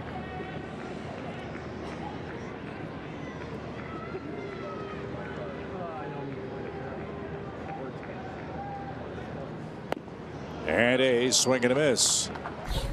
Nice comeback for Hunter Cervenka. Runner at second, now 2 outs for Mercer.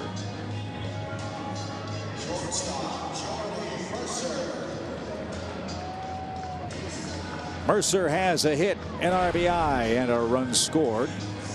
That damage was done in the first 2 innings. Since then, he has struck out twice.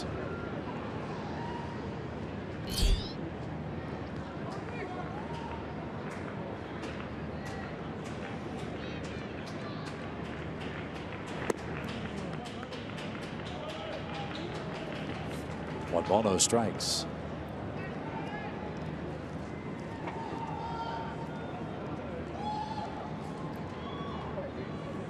Mercer was a 3rd-round pick in 2008. And he hits one to short. Ibar can't get it. Runner around third. Inciarte loads up. And the runner's going to be stopped. Cervelli is at third. Mercer at first with his 2nd hit. And now the Braves have to face David Freese. Ender Inciarte and his reputation and charging the baseball saved a run there.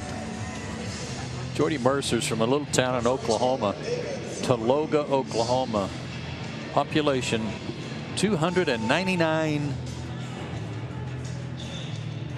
Thought I was going to say 1,000. Yeah. No. No. 299 people. Yep. Where is it? Oklahoma. That's right. It is a little late. Sorry. Yeah.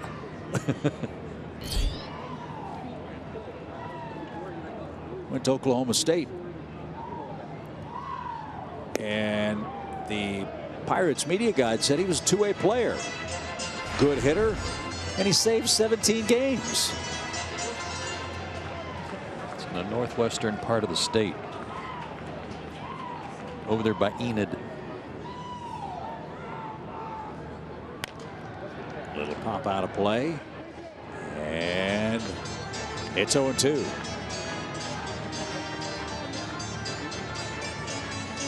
Looking ahead to the 9th. Gordon Beckham will lead off. Eric Ibar. And then Daniel Castro.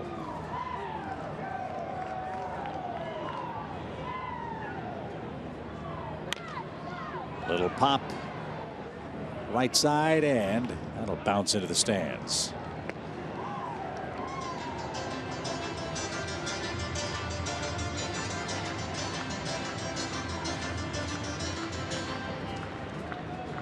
Pittsburgh starting a long homestand. 2 more with the Braves, then the Rockies come in, and then the Diamondbacks. A stretch of 24 straight games outside the National League Central. They've gotten some help the last couple of days in divisional play.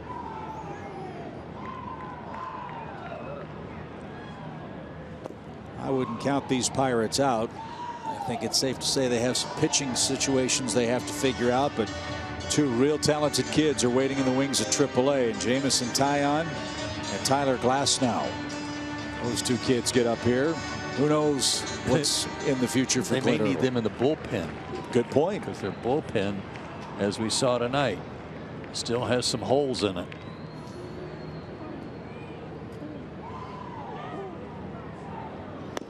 Swing and a miss. And that'll take care of the Pirates in the 8th inning. Couple of strikeouts for Hunter Cervenka. And the Braves down 3 are coming up after 8.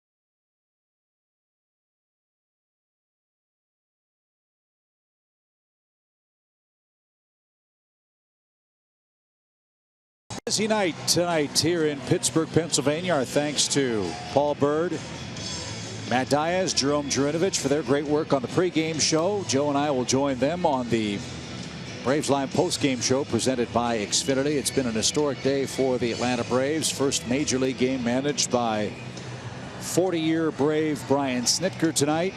Wild start, disappointing start for Aaron Blair, who gave up 9 runs in an inning and a third, but the Braves didn't fold their tents, and for that we can be very proud. They have mounted a nice comeback offensively, and they're still within striking distance if they can get to Mark Melanson. You know, our crew too, they really did a lot of work today in preparation for this game. Our producer Brian Woodrum, Gretchen Caney, Gary Lehman, Speedy, and D-Dub, thanks for all you guys' hard work. We appreciate it. Couldn't do it without you. And Mark Melanson, unfortunately, is available for the Pirates tonight. He'll work a 3rd consecutive game for Pittsburgh, trying to protect a 3-run lead. And you see he's blown but 1 save this year. And as you mentioned last night, Joe, this is where the Pirates have been so very good the last couple of years. And they have a lead after 8. They are now 101-1. He had a 1-2-3 ninth last night with a strikeout. Gordon Beckham, 3 for 4 tonight, 2 doubles and an RBI single. Melanson keeps getting 3-run leads to work with in the 9th inning. He'll be just fine too.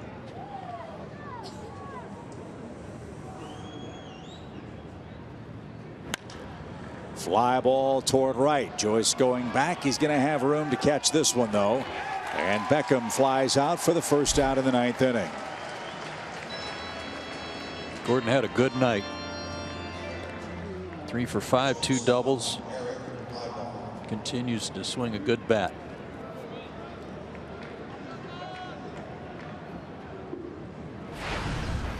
Eric Ibar was hit by a pitch. That was back in the 7th.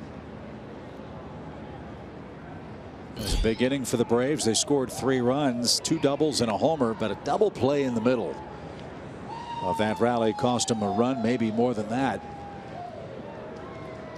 That was off Ryan Vogel's song and Archimedes Caminero. 3 double plays turned by the Pirates tonight, instrumental in them still having the lead, including one in the 3rd inning when the Braves already had 3 runs in, bases loaded, 1 out.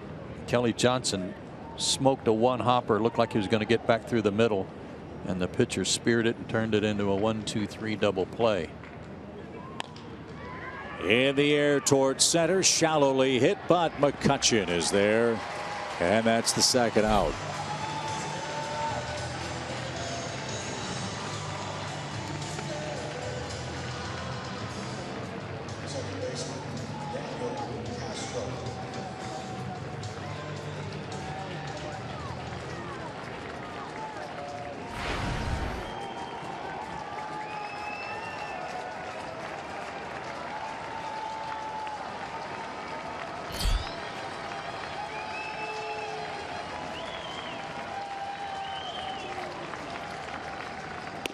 Daniel Castro takes a strike.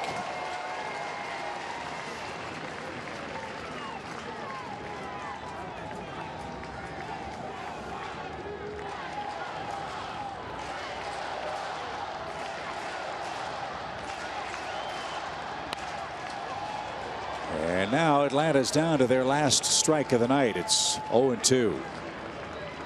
Pittsburgh with a season high in hits at 21. Braves had 9 runs and 14 hits tonight, but that's not been enough.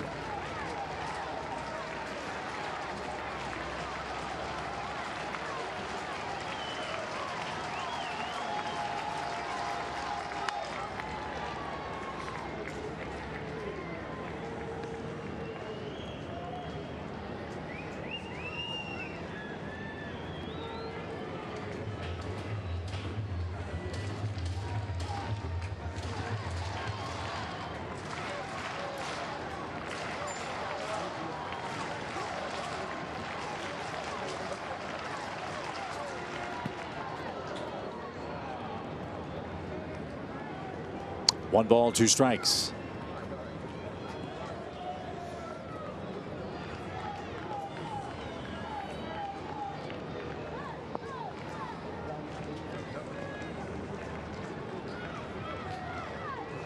Braves will try to put it all together in Game 3 tomorrow. Pitching, hitting, and defense. 2 of those 3 facets let them down tonight. They made 3 errors. And 2 in the first inning. Yeah. And again, that first inning ERA that you talked about, approaching 6 for Atlanta this year, that's got to change, especially against a guy as tough as Liriano, who will face in Game 3 tomorrow night. 1 ball, 2 strikes.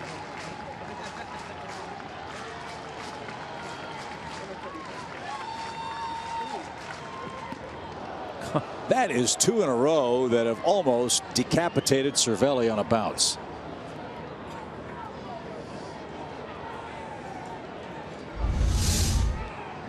Just a little bit short also. Did that even get to the dirt? It may not have. That's about the shortest one I can remember. I mean, look where it ends up on Fox tracks. Barely on the screen. And now it's a full count. Jeff Francoeur will get an at bat if Castro can reach.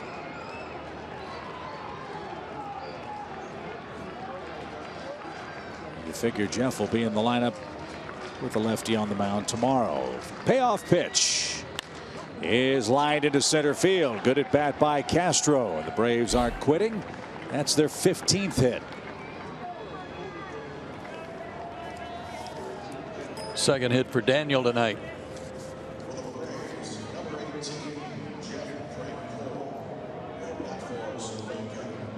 Jeff had a home run here last night. His first of the year. Drove in 3 runs last night.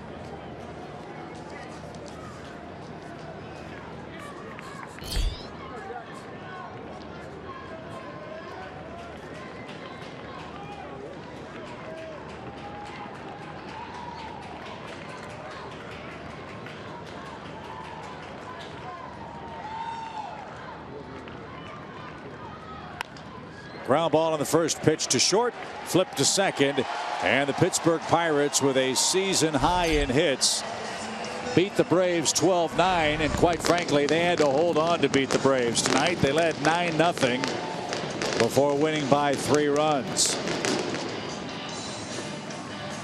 So Brian Snitker officially a Major League manager. He'll try to get in the win column as a manager in the bigs for the first time tomorrow night. We'll talk about that right after this.